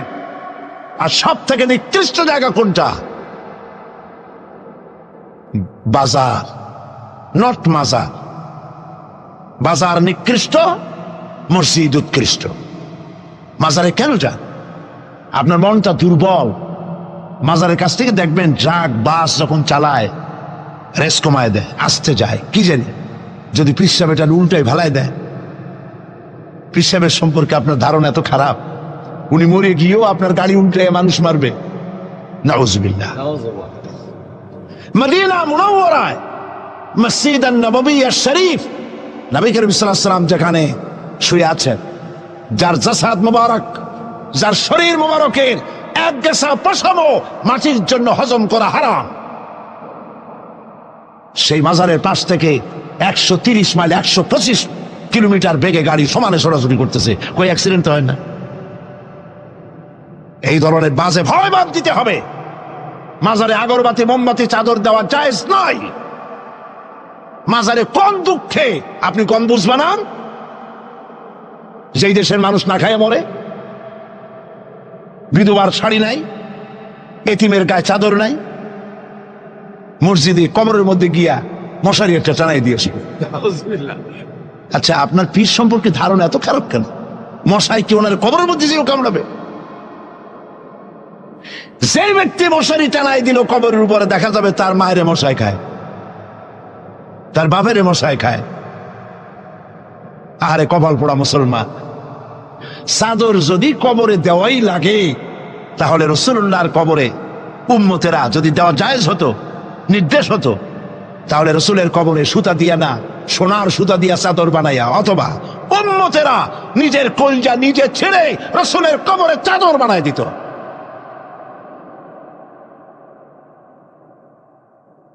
কাজে এগুলি বন্ধ করতে হবে। হাইকোর্টের মাজার, সালাতের অর্থ হচ্ছে নিকটবর্তী হওয়া, মুখ ঘুরানো, মুতাওয়াজ্জা হওয়া। ওই যে হযরত ইব্রাহিম আলাইহিস সালাম বলেছিলেন, ইন্নী ওয়াজ্জাহতু ওয়াজহিয়া লিল্লাযী ফাতারাস সামাওয়াতি ওয়াল আরদ। জানেন আপনারা? পড়েন, ইন্নী ওয়াজ্জাহতু ওয়াজহিয়া লিল্লাযী ফাতারাস সামাওয়াতি ওয়াল আরদা হানিফা ওয়া মা আনা মিনাল মুশরিকিন। নিশ্চয় আমার মুখ ঘুরায় দিলাম। কার দিকে? যিনি আকাশ এবং জমিনের স্রষ্টা, সব কিছুর মালিক যিনি, তার দিকে আমি মুতাওয়াজ্জা হলাম। নামাজের অর্থই হচ্ছে মুতাওয়াজ্জা হওয়া, মুখ ঘুরিয়ে দেওয়া, চেহারা ঘুরিয়ে দেওয়া। আর নামাজের আরেক অর্থ হচ্ছে নিকটবর্তী থেকে আরো নিকটবর্তী হওয়া। আল্লাহ রাব্বুল আলামিন বলেন, নিকটবর্তী হতে হলে ওয়াসজুদ ওয়াকতারিব, সেজদা দাও আর সেজদার মাধ্যমে আমার নিকটবর্তী হয়ে যাও। সেজদা দিলেই আল্লাহর নিকটবর্তী হওয়া যায়। কোন সুবহানাল্লাহ। সাহাবী, আল্লাহ নবীর সাহাবী প্রশ্ন করেছেন, নবীজি, বান্দা কখন আল্লাহর নিকটবর্তী হয়ে যায়? নবীজি বলেছেন, বান্দা যখন সেজদা দেয় তখন আল্লাহর বান্দার মাঝে কোনো হিজাব থাকে না, একদম আল্লাহ পাকের নিকটবর্তী হয়ে যায় বান্দা যখন সেজদায় পড়ে যায়। সুতরাং নামাজ হচ্ছে নিকটবর্তী হওয়া, সালাত এটা হচ্ছে নিকটবর্তী হওয়া। নামাজ ফরজ হওয়ার কারণ হচ্ছে এই যে মানুষ আল্লাহর বান্দা বা গোলাম হিসেবে সৃষ্টি হয়েছে, তাই একমুখী হয়ে রবের বন্দিগি করা এটা হচ্ছে তার স্বাভাবিক একটা প্রকৃতি। আল্লাহ রাব্বুল আলামিন এই প্রকৃতির দাবি মিটাবার জন্যই নামাজের ব্যবস্থা করেছেন। মানুষের ফিতরত, মানুষের নেচার, মানুষের ফিতরত হচ্ছে এই যে কারো না কারো কাছে মাথা নত করা, হাত জোড় করা, মাথা নত করা, সার্বভৌমত্বের মালিক কাউকে মনে করা। হাত জোড় করতে হলে, মাথা নত করতে হলে, সার্বভৌমত্বের মালিক হিসেবে কাউকে গ্রহণ করতে হলে আল্লাহর বিকল্প কেউ আছে নাকি? ইসলামের মূল দাওয়াতটা হলো ফিতরাত অনুযায়ী দাওয়াত দেওয়া হয়েছে। মানুষ যেন মাথা নত করে, গোলামি করে। এজন্য আল্লাহ রাব্বুল আলামিন বলেছেন যে আমি মানুষ এবং জিনকে সৃষ্টি করেছি, তার কারণটাই হলো মা খালাকতুল জিন্না ওয়াল ইনসা ইল্লা লিয়াবুদুন। মানুষ আর জিন জাতিকে সৃষ্টি করা হয়েছে ইবাদতের জন্য, গোলামির জন্য। ইবাদত আর গোলামি এটাই করতে হবে, গোলামি করতে হবে, দাসত্ব করতে হবে। আর এই দাসত্ব, আল্লাহর আনুগত্য, এই গোলামির দাওয়াত দিয়েছেন দুনিয়ার সব নবীরা। কোন নবী বলেন নাই যে আমার গোলামি করো। কেউ বলেছেন? বলেন জোরে, কেউ বলেছেন? আল্লাহ পাক বলেন, وَلَقَدْ بَعَثْنَا فِي كُلِّ أُمَّةٍ رَسُولًا أَنِ اعْبُدُوا اللَّهَ وَاجْتَنِبُوا الطَّاغُوتَ। প্রত্যেক জাতির জন্য আমি রাসূল প্রেরণ করেছি। তারা মানুষকে দাওয়াত দিয়েছেন এই কথা বলে যে এক আল্লাহর গোলামি করো, তিনি ছাড়া কোনো ইলাহ নাই, আইনদাতা নাই, বিধানদাতা নাই, তার গোলামি, তার সামনে মাথা নত করে দাও। নামাজ হচ্ছে তাওহীদের অবশ্যম্ভাবী এক বহির্প্রকাশ। তাওহীদের জন্য তাওহীদবাদী মানুষ যারা, তাদেরকে নামাজ আদায় করতেই হবে। আকীদা বিশ্বাসের দিক থেকে তাওহীদ যদি হয় পুরা দ্বীনের মূল উৎস, তাহলে আমলের দিক থেকে নামাজ হচ্ছে পুরা দ্বীনের মূল ভিত্তি। নামাজ হচ্ছে আমলের মূল ভিত্তি। এর বাস্তবায়ন ছাড়া দ্বীন পূর্ণ হয় না। নামাজ মুমিনের কেবলমাত্র একটি উত্তম আমলই নয়, বরং নামাজ হচ্ছে ঈমানের মূল ভিত্তি। যার কাছে নামাজ নাই তার কাছে কিছুই নেই। রাসূল করিম সাল্লাল্লাহু আলাইহি ওয়াসাল্লাম বলেছেন যে নামাজ যে ব্যক্তি পড়ে না, আল্লাহ পাকের সাথে তার কোনো সম্পর্ক বাকি থাকে না। সুতরাং এই নামাজটা হচ্ছে এই যে একমাত্র একাগ্র চিত্তে আদবের সাথে আল্লাহর সামনে রুজু হয়ে যাওয়া। কোরআনে কারীম বলছে, মুনিবিনা ইলাইহি ওয়াত্তাকুহু ওয়া আকিমুস সালাতা ওয়া লা তাকুনু মিনাল মুশরিকিন। তোমরা আল্লাহর দিকে রুজু হয়ে যাও এবং তাকে ভয় করে অন্যায় কাজ থেকে বিরত থাকো, আর নামাজ কায়েম করো, মুশরিকদের অন্তর্ভুক্ত হয়ে যেও না। নামাজ কায়েম করা, নামাজের আদেশ কোরআনে কারীমের মধ্যে আল্লাহ পাক বহু জায়গায় করেছেন। ঈমানের পর নামাজই হচ্ছে সবচেয়ে বড় জরুরি। একজন মানুষ ঈমান আনলো, যেমন কালকে একজন ঈমান এনেছে, ঈমান আনার সাথে সাথে তার প্রথম কাজ কি বলুন? বলেন, প্রথম কাজ কি? ফজরের নামাজের আগে একজন ইসলাম কবুল করলেন, তার প্রথম দায়িত্ব নামাজকে আদায় করে দেওয়া, ফজরের নামাজ পড়া। জোহরের আগেই কেউ ঈমান আনলো, তার প্রথম দায়িত্ব জোহরের নামাজ আদায় করা। আসরের নামাজের আগে ঈমান এনেছে, তার প্রথম দায়িত্ব হলো আসরের নামাজ আদায় করা। তার মানে হলো ঈমান আনার পর একজন ঈমানদারের প্রথম দায়িত্ব হচ্ছে নামাজ। গুরুত্বপূর্ণ বিষয়, খুব ভালো করে শুনতে হবে, ইয়াদ রাখতে হবে প্রত্যেকটি মুসলমানের। এই নামাজ কি জিনিস, কেমনে আদায় করতে হবে, আদায় না করলে কি হবে, গুরুত্বপূর্ণ এই কথাগুলি প্রত্যেকের স্মরণ রাখতে হবে। কিয়ামতের দিন মানুষ যে জাহান্নামে যাবে, জাহান্নামের জন্য, জাহান্নামে যে সব কারণে যাবে তার মধ্যে বড় কারণ কালকে বলেছিলাম, দেখি মনে আছে নাকি? বড় কারণ কয়টা? কয়টা? আলহামদুলিল্লাহ মনে আছে। আল্লাহ রাব্বুল আলামিন বলেন, ইয়াতাসাআলুনা আনিল মুজরিমিন। কিয়ামতের দিন অপরাধীদেরকে জিজ্ঞেস করা হবে, মা সালাকাকুম ফি সাকার, জাহান্নামে কেন আসছো? জবাবে তারা বলবে, ক্বালু লাম নাকু মিনাল মুসাল্লিন ওয়া লাম নাকু নুতঈমুল মিসকিন। নামাজ পড়ি নাই আর এতিম মিসকিনদের খেতে দেই নাই, এই কারণেই জাহান্নামে এসেছি। কল নাউযুবিল্লাহ। নামাজ যারা পড়বে না জাহান্নামে যেতে হবে। কোথায় যেতে হবে? আকীদাগত দিক থেকে ঈমান হলো তাওহীদের স্বীকৃতি, আর আমলের দিক থেকে নামাজ হচ্ছে তাওহীদের বহির্প্রকাশ। আপনি মুসলমান তা প্রমাণ হবে নামাজ দিয়ে। নামাজহীন ঈমানের দাবি মূল্যহীন। যার নামাজ নাই তার ঈমানের দাবি করার কোনো মূল্যই নেই। অনেক এরকম কথা বলে, হুজুর আমি মানুষটা নিতান্ত খারাপ না, যাই মনে করেন, গ্রামে রাস্তা বানাইছি, ব্রিজ করে দিয়েছি, কালভার্ট করেছি, এতিম মিসকিনরে তাও মাঝে মধ্যে খাবার দেই, বিধবারে কাপড় চোপড় দেই। মানুষটা আমি নিতান্ত খারাপ না, তবে এই মাঝে মধ্যে একটু নামাজ পড়ি না, তাতে কি আমার ইমান নষ্ট হয়েছে নাকি? আমি বলি ভাই ইমানই তো নাই, নষ্ট হবে কি? ইমান থাকলে না নষ্ট হবে? ইমান নাই। সুতরাং একজন মুসলমান যদি নামাজ না পড়ে, নিজেকে মুসলমান বলে দাবি করার কোনো হক তার নাই, দাবি করার অধিকার নাই। নামাজ হচ্ছে জিন্দিগি, নামাজটাই মূলত জিন্দিগি। নামাজটা কি? জিন্দিগি। আল্লাহ রাব্বুল আলামিন শেখাচ্ছেন, কুল ইন্না সালাতি ওয়া নুসুকি ওয়া মাহইয়ায়া ওয়া মামাতি লিল্লাহি রাব্বিল আলামিন।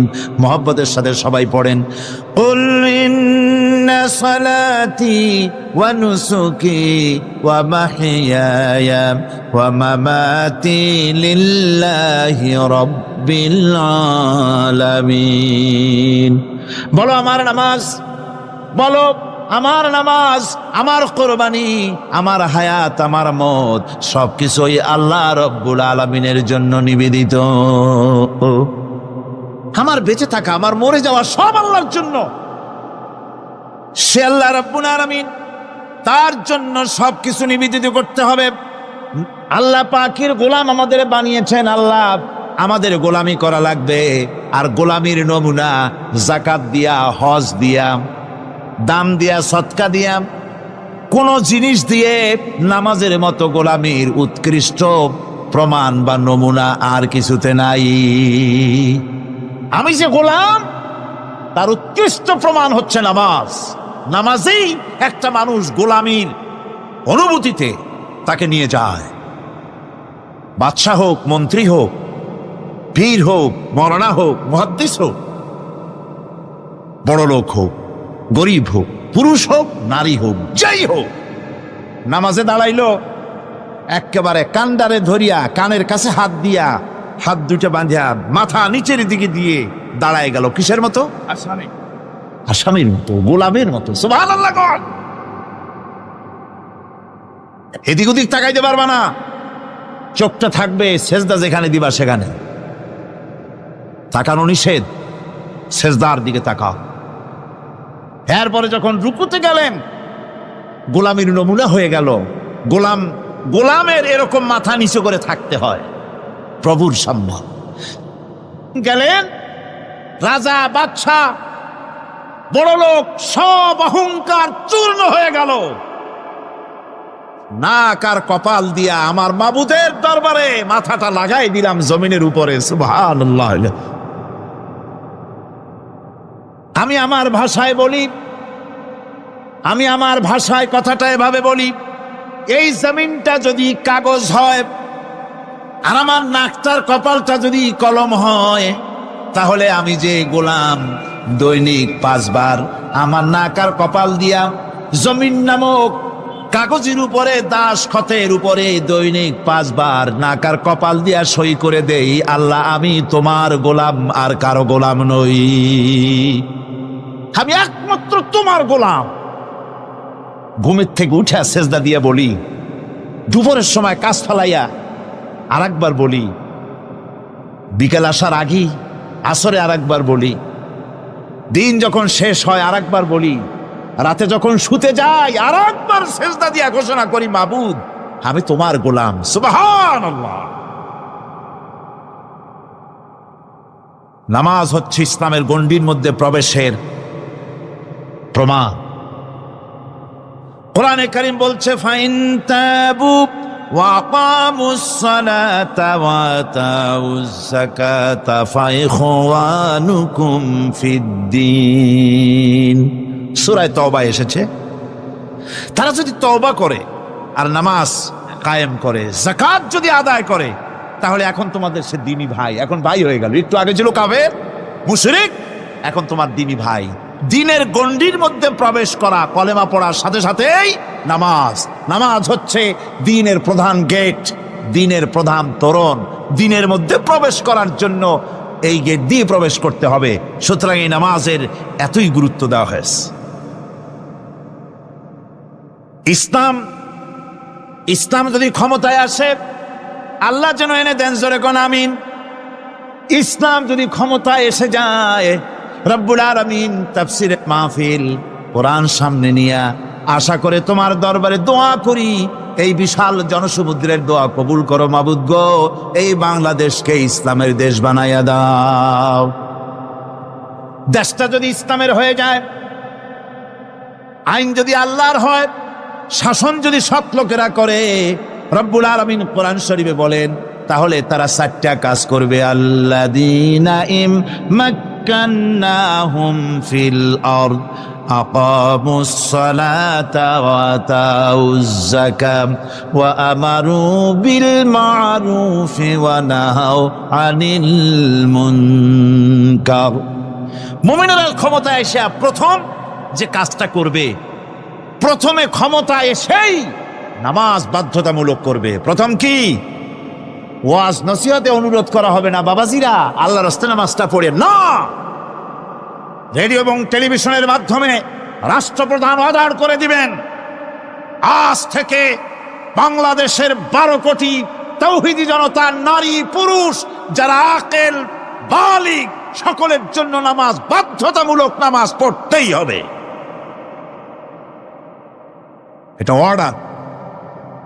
বেলা যখন 1টা বেজে যাবে, বেলা যখন 1টা বাজবে, সমস্ত মসজিদে আজান শুরু হয়ে যাবে।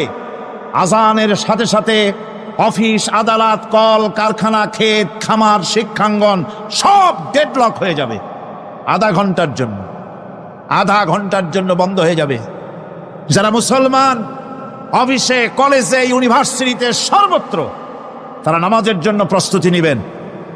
আধা ঘন্টার ভিতরে নামাজ আর খানা সেরে আবার কলেজ চলবে, বিশ্ববিদ্যালয় চলবে, কল চলবে, কারখানা চলবে, ক্যান্টনমেন্ট চলবে, সেক্রেটারিয়েট চলবে, সব আপন গতিতে চলতে থাকবে। আল্লাহর রহমত, বরকত আকাশ থেকে নাজিল হয়ে যাবে।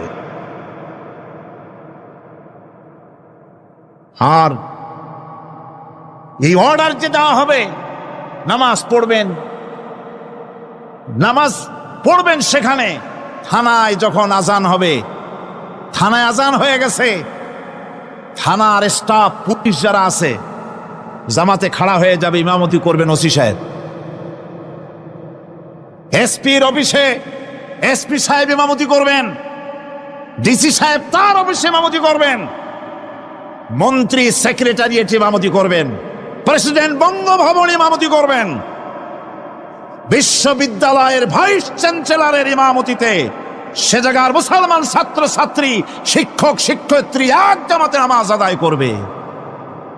এই যদি হয় চিত্র দেশের, অপরাধ থাকবে। থানায় ওসি সাহেব নিজেই যদি জামাতের ইমামতি করেন, এইভাবে নামাজ আদায় করেন পুলিশদের নিয়ে জামাতে, ঘুষ আর খাবে তারা? এসপি সাহেবের অফিসে, ডিসি সাহেবের অফিসে মন্ত্রীরা যদি এভাবে নামাজ কায়েম করে, তাহলে কি অন্যায় অপরাধ কিছু থাকবে সমাজে? থাকবে না। সুতরাং নামাজ বাধ্যতামূলক করে দেওয়া হবে। নামাজ বাধ্যতামূলক, সকলকে নামাজ পড়তে হবে।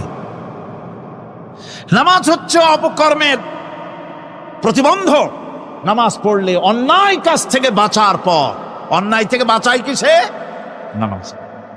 আল্লাহ রাব্বুল আলামিন বলেন, উতলু মা উহিয়া ইলাইকা মিনাল কিতাবি ওয়া কিমিস সালাম ইন্নাস সালাতা তানহা আনিল ফাহশাই ওয়াল মুনকার। হে নবী, এই কিতাব তেলাওয়াত করো, যা তোমার প্রতি অবতীর্ণ করা হয়েছে, এই কিতাব তেলাওয়াত করো আর নামাজকে প্রতিষ্ঠা করো। নিঃসন্দেহে নামাজ মানুষকে পাপাচার থেকে বাঁচায়া দেয়। অশ্লীলতা, পাপাচার থেকে মানুষকে বাঁচায় কে? জোরে চিল্লায় কোন কে? নামাজ। এই নামাজ মানুষকে অন্যায় কাজ থেকে বাঁচায় দেয়। নামাজ যে মানুষকে অন্যায় কাজ থেকে বাঁচায়, কেমনে বাঁচায়? আমরা যে নামাজ পড়ি, এই নামাজে তো আমাদেরকে অন্যায় কাজ থেকে বাঁচাইতে পারে না। নামাজি বহুত মানুষ আছে অন্যায় করে, করে কিনা কন? না করে না? করে। নামাজি অথচ অন্যায় করে। আর আল্লাহ বলছেন নামাজিকে নামাজ তাকে অশ্লীলতা থেকে ফিরায়। তাহলে কথা কারটা ঠিক? আল্লাহটা। জোরে বলেন কারটা ঠিক? অবশ্যই আমার আল্লাহর কথা হক। আমি ভুল করতেছি, আমি যেন কোথাও ভুল করতেছি, সামথিং ইজ রং, কোথাও যেন আমরা ভুল করে বসতেছি, সেই ভুলটা কি আমরা আবিষ্কার করতে চেষ্টা করবো ইনশাআল্লাহ। প্রথম যে কথাটা সেটা হচ্ছে এই যে আমরা যা নামাজে পড়ি আমরা তা বুঝি না। কথা ঠিক কিনা? আমি যদি এখন প্রশ্ন করি সামি আল্লাহু লিমান হামিদা অর্থ কি কোন, ফার্স্ট ডিভিশনে কয়েকটা লেটার নিয়ে ফেল করবেন এরকম লোক আছেন না নাই? সুবহান রাব্বিয়াল আলা অর্থ কি জানি না, সুবহান রাব্বিয়াল আযীমের অর্থ কি জানি না, দোয়ায় কুনুত অর্থ কি জানি না, তাশাহুদ অর্থ কি জানি না, সূরা ফাতিহার অর্থ কি জানি না, এমন কি উযুর মধ্যে কয়টা ফরজ তা অনেকের জানা নাই। কথা কি বেশি বললাম না ঠিক বলছি? একজনের জিজ্ঞেস করলো, মিয়া উযুতে কয় ফরজ? ভাই হুজুর কি মনে করেন যে বুঝি জানি না? এটা তো সাধারণ ব্যাপার, বলেন না কয় ফরজ? উযুতে তো 17 ফরজ। কি কি কয়? হাত ধোয়া, পাও ধোয়া, মুখ ধোয়া, নাক ধোয়া, চোখ ধোয়া, জিহ্বা ধোয়া, মাথা ধোয়া।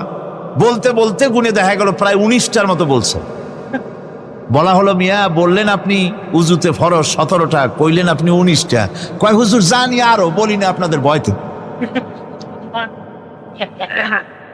উযু জানে না, নামাজ জানে না, তাকেই নামাজ কেমনে ফিরাবে অন্যায় কাজ থেকে? কথা বুঝতে পেরেছেন? নামাজে আল্লাহু আকবার বললাম, এরপরে সানা পড়লাম, তারপরে সূরা ফাতিহা পড়লাম। সূরা ফাতিহার ভেতরে যে সমস্ত কথাগুলি বললাম সেই কথাগুলি বুঝি না, কি বলেছি তাও জানি না। এরপরে সুবহান রাব্বিয়াল আলা বলেছি, সুবহান রাব্বিয়াল আযীম বলেছি, সামি আল্লাহু লিমান হামিদা বলেছি, অর্থ কি জানি না। আল্লাহ তা শুনতে পান, যে ব্যক্তি আল্লাহর প্রশংসা করেন তিনি তা শুনতে পান। নামাজের মধ্যে আইডিয়া দেওয়া হচ্ছে, তুমি যে আল্লাহর জন্য নামাজ পড়তেছো, প্রশংসা করতেছো, এটা এমন নয় যে আল্লাহ পাক দেখছেন না বা শুনতেছেন না। তুমি যা বলতেছো, প্রশংসা করতেছো, আল্লাহ পাক তা শুনতে পাচ্ছেন। সামি আল্লাহু লিমান হামিদা, সুবহান রাব্বিয়াল আলা। আমি মহান সর্বশ্রেষ্ঠ আল্লাহ রাব্বুল আলামিনের পবিত্রতা ঘোষণা করছি, আমি তার প্রশংসা করছি। সূরা ফাতিহার কি আমরা বলি আপনারা ব্যাখ্যা দেখে বুঝে নিয়েন, সেগুলি আমি এখানে বলে বাকি কথা সব শেষ করতে পারবো না। নামাজে কি পড়েন সেটা যদি জানতেন অবশ্যই আল্লাহ রাব্বুল আলামিনের কথা কার্যকরী হয়ে যেত। ইন্নাস সালাতা তানহা আনিল ফাহশাই ওয়াল মুনকার। নামাজ মানুষকে পাপের কাজ, অশ্লীলতা থেকে ফিরাতে পারে। আল্লাহ ইন্না বসায়ছেন, নিশ্চয়ই, বেশক, অবশ্যই নামাজ পাপ থেকে ফিরাবে। কিন্তু কেমনে ফিরাবে নামাজ তো বুঝি না, নামাজ তো বুঝি না। খালি সেজদা দেয় জনমের মতো, আর সেজদা কি? নামাজে যদি দেখে ইমাম দেরি করতেছে, আত্তাহিয়াত পড়তে দেরি হয়ে যাচ্ছে, পিছন থেকে সিগন্যাল মারে, ঠিক কিনা? বেয়াদব, বেয়াদব। তোমার নামাজ, তোমার আত্তাহিয়াত আগে শেষ হয়েছে, তাতে কি হয়েছে? চুপ করে বসে থাকো। ইমামকে কাশি দিয়া সতর্ক করার অধিকার তোমার নাই। যদি ইমামকে সতর্ক করার জন্য কাশি দিয়ে থাকো, তোমার নামাজ ফাসেদ হয়ে যাবে।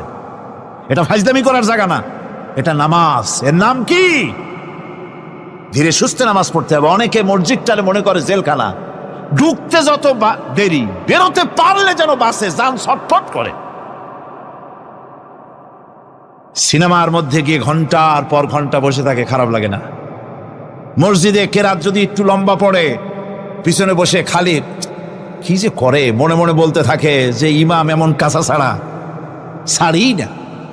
আর গান যখন শোনে, শুনতেই থাকে, কত মজা, ঘুম আসে না। নউজুবিল্লাহ কর।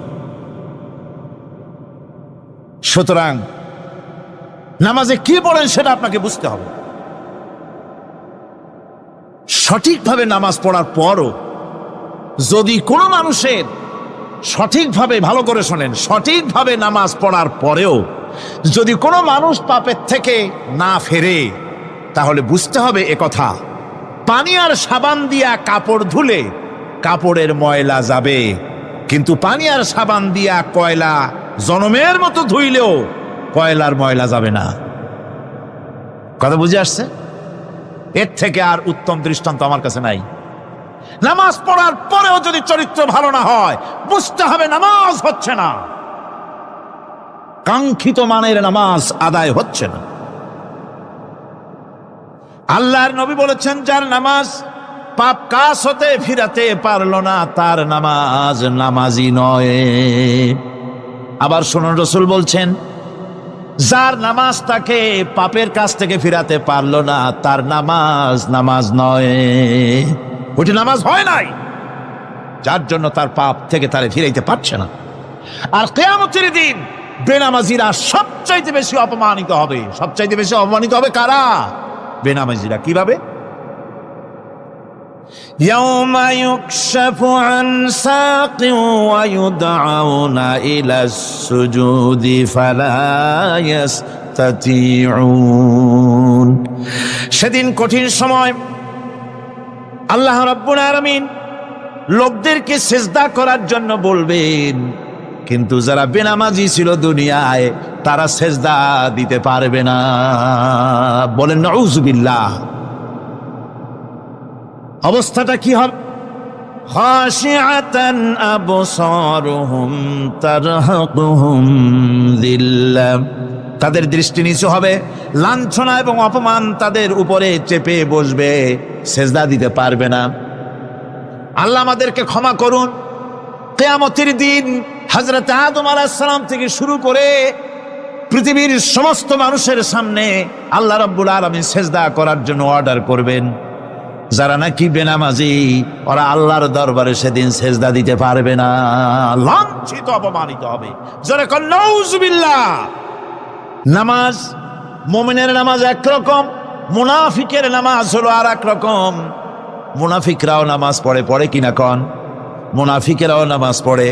মুনাফিকেরা যখন নামাজ পড়তে যায়, আল্লাহ রাব্বুল আলামিন বলতেছেন, ওয়া ইযা কামু ইলাস সালাতি কামু কুসালা। মুনাফিকেরা যখন নামাজ পড়তে দাঁড়ায়, নামাজে আসে ঠিক তারা, কিন্তু নামাজের জন্য দাঁড়ায় খুব শৈথিল্য ভারে, শৈথিল্য ভাবে দাঁড়ায়, কাহিলি, সুস্তি, এ জায়গা চুলকায়, পায়জামা ধরে টান দেয়, টুপিটা ঘুরে আয়, এদিক ওদিক তাকায়। মুনাফিকের নামাজ দেখলেই ঠিক পাওয়া যায় যে বেটা মুনাফিক। এইভাবে সে দাঁড়ায়। তার নামাজটা কি জন্য? ইউরাউনান নাসা ওয়া লা ইয়াযকুরুনাল্লাহা ইল্লা কালিলা। তাদের নামাজ হচ্ছে মানুষকে দেখাবার নামাজ। নাউযুবিল্লাহ। এখন দেখবেন এই মৌসুম আসছে, নামাজের মৌসুম, বেনামাজিদের নামাজের মৌসুম। জনসভা হচ্ছে, নির্বাচন আসতেছে, নামাজে রক্ত হয়ে গেছে, তাড়াতাড়ি আজান হয়ে গেল। টুপি না থাকলে রুমাল একটা মাথায় দিল, উজু আছে কি না আছে, আল্লাহু আকবার, যা আছে কপালে হয়ে যাক। মানুষকে দেখাবার জন্য এরা নামাজ পড়ে। এরা আল্লাহ শরণার্থে নামাজ খুব কম লোকই পড়ে। এরা হচ্ছে মুনাফিক। দুনিয়া এবং আখিরাতে কল্যাণের জন্য একমাত্র মাধ্যম হচ্ছে নামাজ। দুনিয়াও যদি কল্যাণ চাই, আখিরাতেও যদি কল্যাণ চাই, তাহলে এর জন্য কি করতে হবে? কি করতে হবে? আমার কথা নয়, আল্লাহ রাব্বুল আলামিনের কথা শুনুন। রব্বুল আলামিন বলেন, ক্বাদ আফলাহাল মুমিনুন আল্লাযীনা হুম ফি সালাতিহিম খাশিউন ওয়াল্লাযীনা হুম লিয-যাকাতি ফাঈলুন ওয়াল্লাযীনা হুম লিফুরুজিহিম হাফিজুন। নিশ্চিতভাবে সেই সব মুমিন কল্যাণ লাভ করবে, নিশ্চিতভাবে। তারা হচ্ছে ওই সব লোক যারা নিজেদের নামাজ ভীতি মিশ্রিত, বিনয় ভাবে, ভীতি মিশ্রিত অবস্থায় বিনয়ের সাথে যারা নামাজ আদায় করে, যারা বেহুদা কাজ থেকে বিরত থাকে, যারা যাকাতের পন্থায় কর্মতৎপর হয়, আর যারা নিজের লজ্জাস্থানকে হেফাজত করে,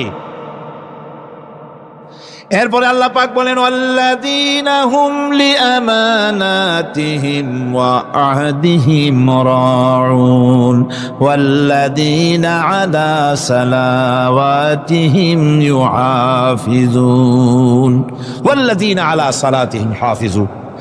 আর যারা তাদের আমানতকে পূর্ণ করে, আমানত এবং তাদের ওয়াদা চুক্তি পূর্ণ করে, এবং যারা নিজেদের নামাজ সমূহকে পূর্ণভাবে হক আদায় করে নামাজ পড়ে, নামাজের যারা হেফাজত করে, এরা কারা? এরা হচ্ছে উলাইকা হুমুল ওয়ারিসুন আল্লাযীনা ইয়ারিসুনাল ফিরদাউসা হুম ফিহা খালিদুন।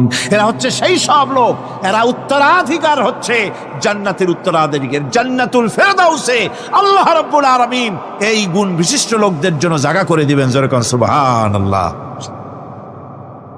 নামাজকে পড়তে বলা হয়নি, কোরআন শরীফে বলা হয়েছে নামাজ কায়েম করো। কি বলা হয়েছে কন্ত দেখি?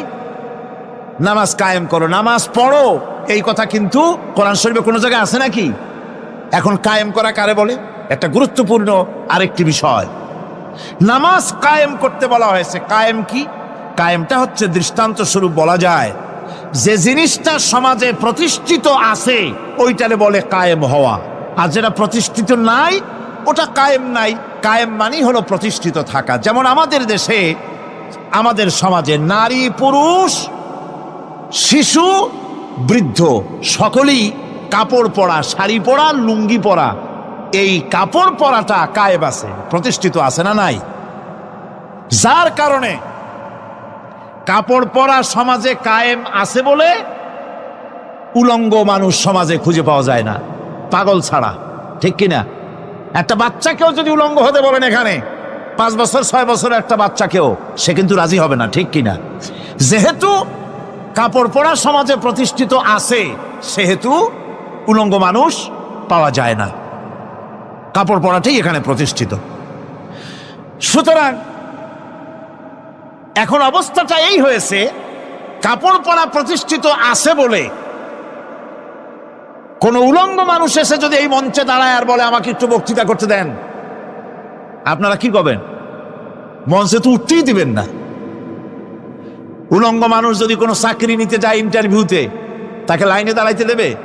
দেবে না। এমন কি উলঙ্গ হয়ে যদি বাড়িতে প্রবেশ করে তার বউ দূর দূর করে তাড়ায় দেবে। ঠিক কিনা? যেহেতু সমাজের ভিতরে কাপড় প্রতিষ্ঠিত আছে সেই জন্য এই উলঙ্গ মানুষ পাওয়া যায় না। অনুরূপভাবে নামাজ যদি প্রতিষ্ঠিত হতো সমাজের ভিতরে, তাহলে বেনামাজি খুঁজে পাওয়া যেত না। চাকরি করতে গেলে সেখানে নামাজ মানদণ্ড হয়ে যেত, নামাজ পড়ে কিনা তা দেখে নেওয়া হতো। বেনামাজি লোক পাওয়াই যেত না যদি প্রতিষ্ঠিত থাকতো। প্রথম প্রশ্নই হতো তুমি নামাজ পড়ো কিনা। ইলেকশনে যদি একজন উলঙ্গ মানুষ এসে দাঁড়ায়, ভাইরা এবার আমার বোতল মার্কা বাক্স, উলঙ্গ মানুষ এসে ভোটে দাঁড়াইছে, আপনারা ভোট দিবেন? দিবেন। ওই যে কাপড় প্রতিষ্ঠিত আছে বলে, লুঙ্গি প্রতিষ্ঠিত সমাজে আছে বলে উলঙ্গ মানুষকে আপনি ভোট দিবেন না। নামাজ যদি প্রতিষ্ঠিত থাকতো সমাজে, বেনামাজি মানুষ যদি এসে মঞ্চে দাঁড়ায়া যতই বলতো আমি ক্ষমতায় গেলে এই করব সেই করব, নামাজ প্রতিষ্ঠিত থাকলে পরে বেনামাজিরে কেউ ভোট দিত না। নামাজ যদি প্রতিষ্ঠিত থাকতো তাহলে অফিসের অফিসার তো দূরের কথা, বেনামাজি অফিসের ঝাড়ুদারের চাকরিও তার কিসমতে জুটত না যদি নামাজ প্রতিষ্ঠিত থাকতো। এর নাম হলো নামাজ কায়েম হওয়া। নামাজ কায়েম থাকলে এই অবস্থার সৃষ্টি হতো। এই জন্য আল্লাহ পাক বলেছেন নামাজকে কায়েম করতে হবে। নামাজ হবে সব ভালো কাজের মানদণ্ড। সমস্ত ভালো কাজের মানদণ্ড কি? নামাজ। নামাজ আমাদেরকে বড় রকমের শিক্ষা দেয়। কি শিক্ষা দেয়? নামাজ আমাদের শিখায় ঐক্য আর ভ্রাতৃত্ব, ভ্রাতৃত্বের আর ঐক্যের শিক্ষা দেয়। এক নেতার আনুগত্য করা শিখায়। জামাত যত বড় হোক, ইমাম হবে কয়জন? একজন ইমাম হবে। আর এই ইমাম মানে কি? নেতা। ইমাম মানে কি? নেতা নির্বাচন শিখায় নামাজে। নেতা নির্বাচন কে শিখায়? নামাজ শিখায়। বোঝেন খুব ভালো করে। কিভাবে? মনে করুন চট্টগ্রাম শাহী মসজিদে ইমাম প্রয়োজন। এখন সেই ইমাম নেওয়ার জন্য ইন্টারভিউ কল করা হলো, বিজ্ঞাপন দেওয়া হলো পত্রিকায়। অনেক আলেম আসলেন। ইন্টারভিউ বোর্ডে যারা বসলেন তারা ইন্টারভিউটা কিভাবে নেবেন? যার মাথার চুল লম্বা বেশি তার ইমামতি দেওয়া হবে, যার লুঙ্গিটা পায়ের গিরার তলে তারে দেওয়া হবে, যার মোষটা মুখের মধ্যে গিয়া ঢুকছে, হাসি দিলে বুঝাই যায় না হাসে না কান্দে, তারে দিবে। দাড়িগুলা কামাইছে তারে দেবে। সিগারেট খায় বা অবশ্য চট্টগ্রাম আর সিলেটে সিগারেটের ফতোয়া ভিন্ন রকম। বরিশালে আমি যেখানে জন্মগ্রহণ করেছি, আমার এলাকায় কোনো আলেম যদি সিগারেট খায়, মসজিদের ইমাম তো ভালো, মসজিদ ঝাড়ু দিতেও ঢুকতে দেবে না মসজিদে। এটা এই এলাকার এক রকমের কায়দা। আমি এটার ব্যাপারে কথা নাইবা বললাম। তো আপনারা খুঁজে দেখবেন সে সিনেমা দেখে নাকি, মিথ্যা কথা বলে নাকি, বউ পর্দায় থাকে নাকি। এগুলি মাইক্রোস্কোপ যন্ত্র দিয়ে ইমামের মাথা থেকে পা পর্যন্ত দেখবেন কিনা কন? আচ্ছা এবার কন তো দেখি, এই ইমাম সাহেব ইমামতি করবে কতজন লোকের? 500, 1000। শাহী মসজিদে ধরেন 5000 লোক হইল। 5000 লোক, 5000 লোকের ইমাম নির্বাচনের সময় পা থেকে শুরু করে মাথা পর্যন্ত দেখেন, এমনকি বউ পর্যন্ত। বৌমনি আনিয়ে দেখেন না, পর্দা থাকে কিনা এইটা আপনারা দেখেন, ঠিক কিনা? এ খবরটা নেন। 5000 লোকের একটা ইমাম বানাতে গিয়ে মাইক্রোস্কোপ যন্ত্র দিয়ে দেখেন মোষ কেমন, দাড়ি কেমন, চুল কেমন, পাও কেমন, হাত কেমন, হাতে নখ লম্বা কিনা, দাঁতে ছাতা কিনা, বউ পর্দায় থাকে কিনা, মিথ্যা কথা কয় কিনা, এত দেখেন। আর যখন নির্বাচন আসে তখন 2.5 থেকে 3 লক্ষ মানুষের জন্য একজন এমপি নির্বাচিত হয়। সেই ইমামকে বাছাই করার জন্য নামাজ পড়ে কিনা, জিনাকার কিনা, মদখোর কিনা, সুদখোর কিনা, ঘুষখোর কিনা, বদমাশ কিনা বাছাই করা হয় না।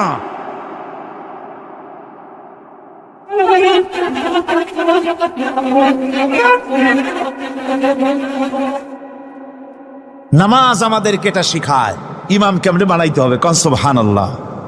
নামাজ ঐক্য শিখায়, নামাজ ভ্রাতৃত্ব শিখায়, নামাজ পারস্পরিক মহব্বত শিখায়, নামাজ নেতা কেমন হওয়া উচিত, নেতা নির্বাচন শিখায়। আবার নেতা ভুল করলে তার ভুল বলা যাবে না, এরকম হতে পারবে না। নামাজের ভিতরে ইমাম যদি ভুল করলেন, আপনি লোকমা দিবেন, সুবহানাল্লাহ, আল্লাহু আকবার বলবেন। যদি তিনি সংশোধন না হলেন আবার দেন, তাতেও সংশোধন হলো না আবার দেন। 3 বার লোকমা দেওয়ার পর যদি ভুল সংশোধন না করে নামাজ ছেড়ে দেন, ইমামকে বের করে দেন, নতুন ইমাম নিয়োগ করেন। যারা ক্ষমতায় যাবে, আপনি রাষ্ট্রের ইমাম যারে বানাবেন, সেই রাষ্ট্রীয় ইমাম যদি জনগণের ইচ্ছার বিরুদ্ধে যদি চলে, 1 বার লোকমান দেন, 2 বার লোকমান দেন, 3 বার দেন, তারপরেও যদি না নামে, ঘট ধরে নামে। নামাজ আপনাকে নেতা নির্বাচন, নেতাকে প্রতিষ্ঠিত রাখা, নেতার আনুগত্য আপনাকে শেখায়। নামাজ লাইন সোজা করে দাঁড়াতে হবে। লাইন যদি বাঁকা করেন, আপনার কলজেটা ওরকম বাঁকা হয়ে যাবে। কোন নাউযুবিল্লাহ। নামাজের কাতারে যার কারণে নামাজের কাতার বাঁকা হবে, পুরা কাতারের জন্য আল্লাহর কাছে ওই লোকটা দায়ী হয়ে যাবে। নামাজ শৃঙ্খলা শিখায়। সুবহানাল্লাহ কইতে ইচ্ছা করে না? নামাজ শৃঙ্খলা শিখায়, শৃঙ্খলা বোধ শিখায়, সোজা হয়ে দাঁড়ায়। তারপরে ঐক্য এবং মহব্বত শিখায়। নামাজের ভিতরে যখন দাঁড়ায় গেলেন, আমির দাঁড়ালো, ফকির দাঁড়ালো, মন্ত্রী দাঁড়ালো, তার ড্রাইভারও দাঁড়ায় গেল, একই কাতারে দাঁড়ায় গেছে। নামাজ পড়তে গিয়ে ড্রাইভারের পাও গিয়ে লেগেছে মন্ত্রীর গায়ে। নামাজ শেষ হওয়ার পর মন্ত্রীর বাবার ক্ষমতা নাই এ কথা বলার যে বেটা ড্রাইভার সলিমদ্দি, তোর পাও লেগেছে আমার পায়ে, তোর চাকরি শুদ্ধা দোজকে পাঠায় দেব। পারবে বলতে? পারবে না। মিয়া মন্ত্রী সাহেব, এটা তোমার সেক্রেটারিয়েট না, এটা আল্লাহর ঘর। এটা কার ঘর? এক হি সব মে খড়ে হো গয়ে মাহমুদ ও আয়াজ, एक ही सब में खड़े हो गए महमूद अयाज, न कोई बंदा रहा न कोई बंदा नवाज। একই কাতারে দাঁড়িয়ে গেছে সম্রাট মাহমুদ আর চাকর আয়াজ। এখন সম্রাট মাহমুদও নাই, চাকর আয়াজও নাই, সম্রাট আর চাকর দুজনই আল্লাহ পাকের গোলাম হয়ে গিয়েছে। তুমি মসজিদে এসেছো, তুমি আল্লাহর গোলাম। কার গোলাম? আল্লাহ পাকের গোলাম। এই জিনিস শিখায় নামাজ। নামাজ শিখায় মানুষকে পাঞ্চুয়ালিটি, নিয়মানুবর্তিতা, সময়ের জ্ঞান শিখায় নামাজ। নামাজ মানুষকে কি শিখায়? আল্লাহ রাব্বুল আলামিন বলছেন, ইন্নাস সালাতা কানাত আলাল মুমিনিনা কিতাবাম মাওকুতা। নিঃসন্দেহে নামাজ মোমেনদের নিয়মানুবর্তিতার সাথে ফরজ করা হয়েছে, তাদের উপরে নিয়মানুবর্তিতার উপরেই, সময়ের উপরে নামাজকে ফরজ করা হয়েছে। আপনার আন্দাজ মতো আপনি পড়তে পারবেন না, সময় মতো পড়তে হবে, আউয়াল ওয়াক্তে পড়তে হবে। আমার দেশের মসজিদগুলিতে ফজরের নামাজ পড়া হয় এমন সময় পূর্ব দিক ফর্সা হয়ে যায়। ইমাম সাহেব যদি ভুল করেন, নামাজ যদি দোহরাতে যান, তাহলে সূর্য উদয় হয়ে যাবে, এমন অবস্থা। নামাজ এত দেরিতে পড়া হয়। প্রত্যেক ওয়াক্তের নামাজ আউয়াল ওয়াক্তে পড়ার জন্য রাসূল সাল্লাল্লাহু আলাইহি ওয়াসাল্লাম তাগিদ করেছেন। সময়ের দিকে লক্ষ্য রাখতে বলা হয়েছে। যেই জাতি, লক্ষ্য করুন, যে জাতি দৈনিক 5 বার টাইমলি, অক্ত মতো, সময় মতো নামাজ আদায় করতে হয়, দুর্ভাগ্যজনক সত্য, সেই জাতির কাছে সময়ের কোনো দাম নাই। সময়ের দাম নাই। 9টার গাড়ি কয়টায় আসবে? 9টার গাড়ি কয়টায় আসবে? একদিন দেখা গেল সত্যিই 9টার সময় এসে গেছে। যাত্রীরা বলছে মাশাআল্লাহ, অন্তত একটা দিন তো 9টার সময় আসলো। স্টেশন মাস্টার বলছে না, খুশি হওয়ার কারণ নাই, আজকের না, এটা গতকালকেরটা। আমার আমেরিকার সফরের সময়, যে বাড়িতে আমি আমেরিকায় থাকি, কুইন্স এলাকায়, নিউ ইয়র্ক সিটিতে, সে বাড়িওয়ালা চাকরি করে। সে আমাকে বলল 10টি বছর আমি একটা ট্রেনে যাতায়াত করি। সে বলছে রাত 3:45টায় ট্রেনটা আসে, ওই ট্রেনে চড়ে সে তার কর্মস্থলে যায়। বলল 10টা বছর আমি এখানে আছি, 10 বছরের ভিতরে এই ট্রেনটা 1 মিনিটের জন্য এদিক ওদিক করলো না, ঠিক 3:45টায় এসে হাজির হয়ে গেছে। ঝড় হোক, বৃষ্টি হোক, স্নো পড়ুক, বরফ পড়ুক, টাইমলি চলতেছে। দুনিয়ায় ভিন্ন জাতিরা যে উন্নতি করে, তার পেছনে সময়ের জ্ঞান তাদের অনেক বেশি আমাদের থেকে। কথা ঠিক কিনা? আমাদের সময় জ্ঞান নাই, সময়ের কোনো মূল্য আমরা দেই না। 2টার সময় মিটিং হবে, মন্ত্রী সাহেব আসেন 5টার সময়, ঠিক কিনা? বক্তৃতার জন্য সময় দেওয়া হয়েছে 20 মিনিট, নাহমাদু ওয়া নুসাল্লি আলা কইয়া সুর দিয়া 35 মিনিট গেছে নাহমাদু কইতে কইতে। সময় 20 মিনিট, তা তার মনেই নেই। এই যে সময়ের জ্ঞান নাই, এটা ব্যর্থতা। নামাজ মানুষকে সময়ের জ্ঞান শিখায়। কোন আলহামদুলিল্লাহ। এই সময়ের জ্ঞান আমাদেরকে শিখতে হবে। এবার আমি আপনাদের সামনে বলতে চাই, আল্লাহর নবী জনাবে মুহাম্মদ রাসূলুল্লাহ সাল্লাল্লাহু আলাইহি ওয়াসাল্লাম নামাজের ব্যাপারে কি বলছেন। এতক্ষণ তো আল্লাহর কথা শোনালাম, কার কথা শোনাইছে? আমার আল্লাহর নবী বলেন, নবীকে প্রশ্ন করা হলো, ইয়া রাসূলুল্লাহ, আইয়ু শাইইন আহাব্বু ইনদাল্লাহি ফিল ইসলাম, ইসলামের মধ্যে আল্লাহর কাছে কোন জিনিসটা বেশি প্রিয়? আল্লাহর কাছে ইসলামের কোন জিনিসটা বেশি প্রিয়? হুজুর বললেন, as-salatu li waqtiha, মান তারাকা সালাতান ফালা দীন লাহু ওয়াস-সালাতু ইমাদুদ্দিন। আল্লাহর কাছে সবচাইতে বেশি প্রিয় হচ্ছে নামাজ। সবচাইতে প্রিয় কি? নামাজ। ওয়াক্ত মতো নামাজ আদায় করা আল্লাহ পাকের বেশি প্রিয়। আর এই নামাজ হচ্ছে দ্বীনের খুঁটি। এটা দ্বীনের কি? খুঁটি। এই যে খুঁটিগুলো আছে, খুঁটিগুলো ফালাই দিলে তারপর আপনার এই প্যান্ডেল থাকবে? থাকবে না। বিল্ডিং এর পিলার ভেঙে দেন, বিল্ডিং টিকবে?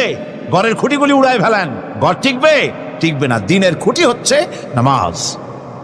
লা দীনা লিমান লা সালাতা লাহু, যার কাছে দ্বীন নাই, যার কাছে নামাজ নাই, তার কাছে কি নাই? দ্বীন নাই, ঈমান নাই। আল্লাহর নবী বলেছেন, وعن جابر رضي الله تعالى عنه قال قال رسول الله صلى الله عليه وسلم بين العبد وبين الكفر ترك الصلاة আল্লাহ পাকের নবী বলেন, আল্লাহর বান্দার মুমিন, আল্লাহর বান্দার কাফের, দুইজনের মধ্যে পার্থক্য হলো যে ব্যক্তি নামাজ পড়ে সে আল্লাহর গোলাম, যে নামাজ পড়ে না সে কাফের হয়ে গেল। যে নামাজ পড়লো না সে কাফের হয়ে গেল।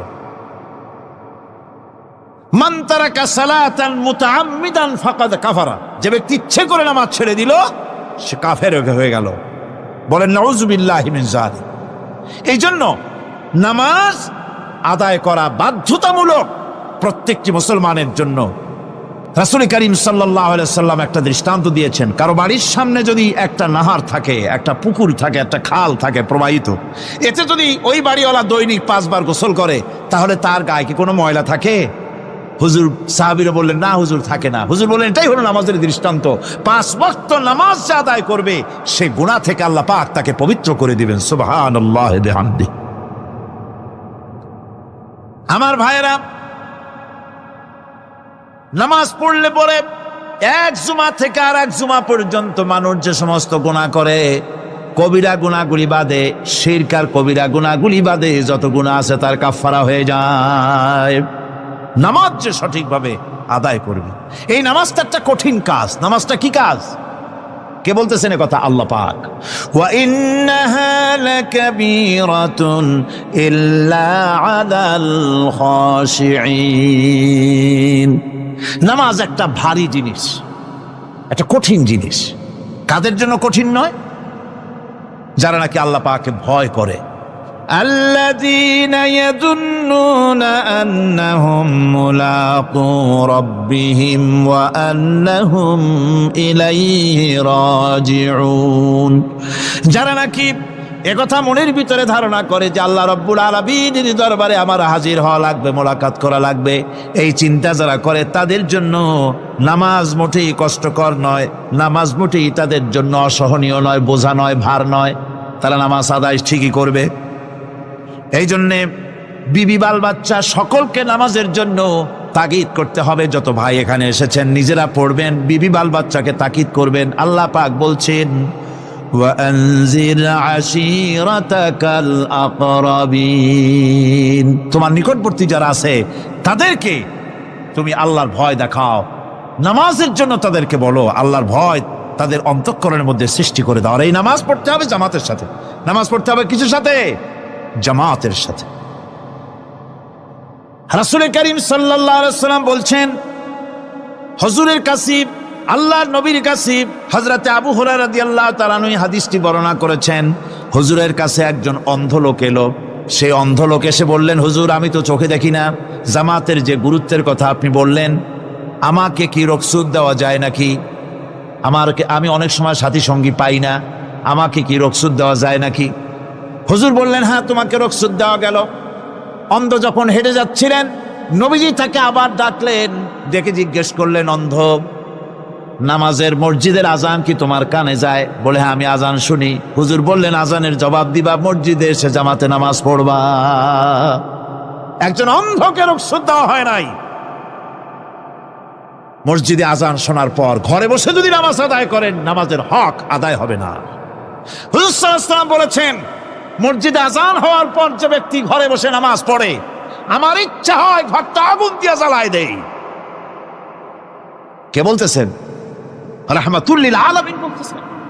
রাহমাতুল লিল আলামিন বলতেছেন, ঘরের মধ্যে যদি মেয়ে লোক আর বাচ্চারা যদি না থাকতো তাহলে আমার ইচ্ছা হয় আমি বলি আগুন দিয়ে ঘরটারে জ্বালায় দাও। এই ঘরের মহব্বতেই তো সে বাইর হয় না। নামাজের এত বড় গুরুত্ব দেওয়া হয়েছে। আমার বন্ধুগণ, এই নামাজের জামাতি আল্লাহর নবী জীবনের শেষ নামাজ জামাতে আদায় করেছেন। জীবনের শেষ নামাজটাও জামাতে আদায় করলেন। তখন তার এমন অবস্থা, এত অসুস্থ, দাঁড়াতে পারেন না, হাঁটতে পারেন না। দুইজন সাহাবীর কাঁধের উপরে ভর করে তারপরে বহু কষ্ট করে মসজিদে গিয়ে নামাজ আদায় করেছেন। খুতবা দিয়েছেন। বললেন, খুতবা দিতে গিয়ে বললেন, আজ থেকে মসজিদ নববীর চতুর্দিকের সকলের দরজা বন্ধ হয়ে যাবে, শুধু আবু বকরের দরজাটা খোলা থাকবে। আল্লাহর নবী বললেন, আল্লাহ রাব্বুল আলামিন এই পৃথিবীতে তার এক বান্দাকে জাগতিক সব সম্পদ দিতে চেয়েছিলেন, কিন্তু সে বান্দা সব জাগতিক সম্পদকে উপেক্ষা করে মাবুদের সঙ্গে দেখা করা বেশি জরুরি, বেশি পছন্দ মনে করেছেন। এতটুকুন কথা নবীজি বললেন, কেউ কিছু বুঝলো না। হযরতে আবু বকর রাদিয়াল্লাহু তাআলা আনহু হুজুরের এই কথা শুনে কাঁদতে কাঁদতে তিনি অস্থির হয়ে যাচ্ছেন। সাহাবীরা চিন্তা করলেন, হুজুর কার না কার কথা বলেছেন, তাতে কান্নার কি আছে? বয়োবৃদ্ধ জ্ঞান বৃদ্ধ হযরতে আবু বকর রাদিয়াল্লাহু তাআলা আনহু বুঝতে পেরেছেন এই পৃথিবীর সব সম্পদ তো আল্লাহ হুজুরকেই দিতে চেয়েছিলেন।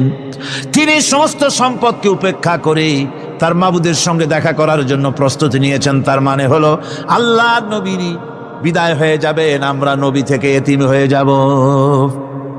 নবীজি ঘরের মধ্যে প্রবেশ করলেন, প্রচন্ড জ্বর এলো।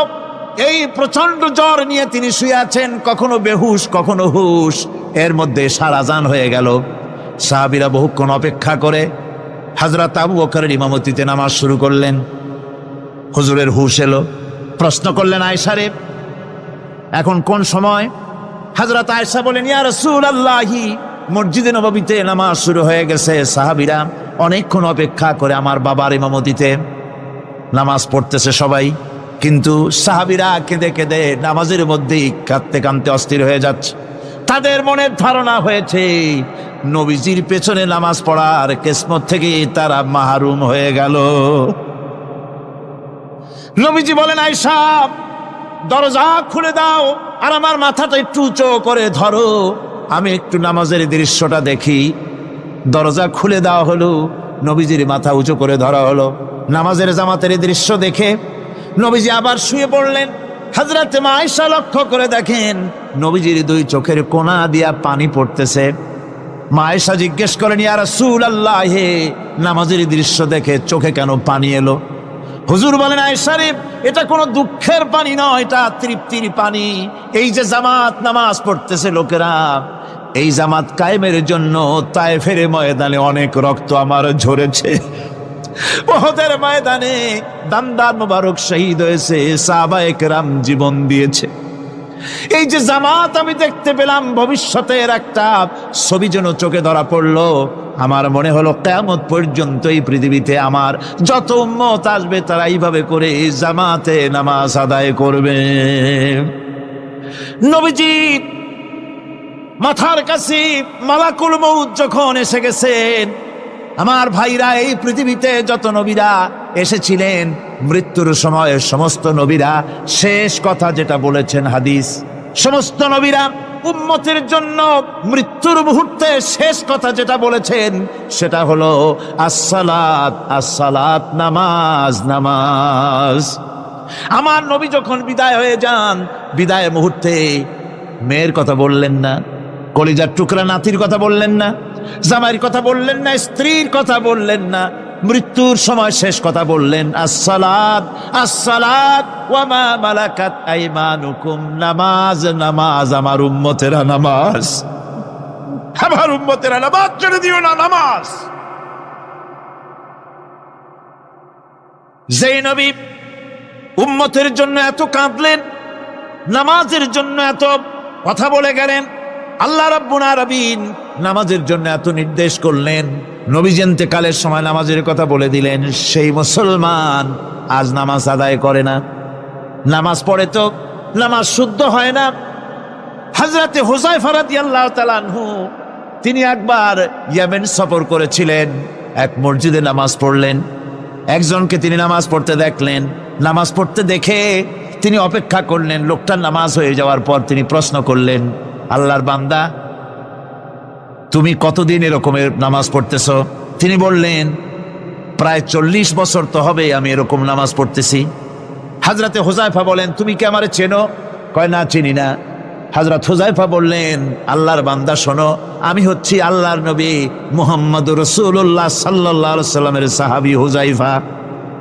ও আল্লাহর বান্দা, তুমি যেভাবে নামাজ পড়েছ এইরকম যদি 40 বছর নামাজ পড়ে থাকো, আল্লাহর কসম করে বলি, নবীজি যে নামাজ শিখাইছেন তোমার সে নামাজ হয় নাই। রাসূলুল্লাহ নামাজ হয় নাই, নামাজ পড়লেই হবে না। রাসূলুল্লাহ বলেছেন সাল্লু কামা রাআইতুমুনি উসাল্লি, নামাজ পড়ো সেইভাবে যেভাবে আমারে পড়তে দেখো।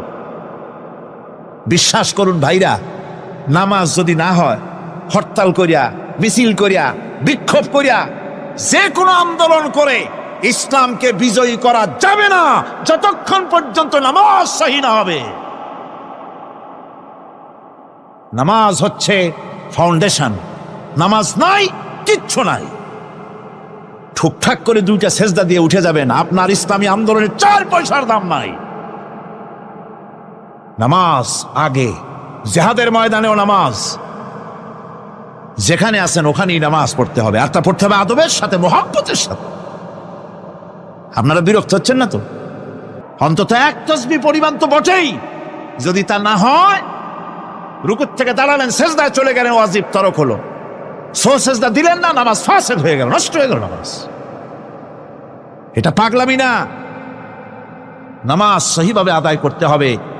নামাজ থেকে দাঁড়াবেন, রুকুর থেকে দাঁড়ায় গেলেন, বলবেন রব্বানা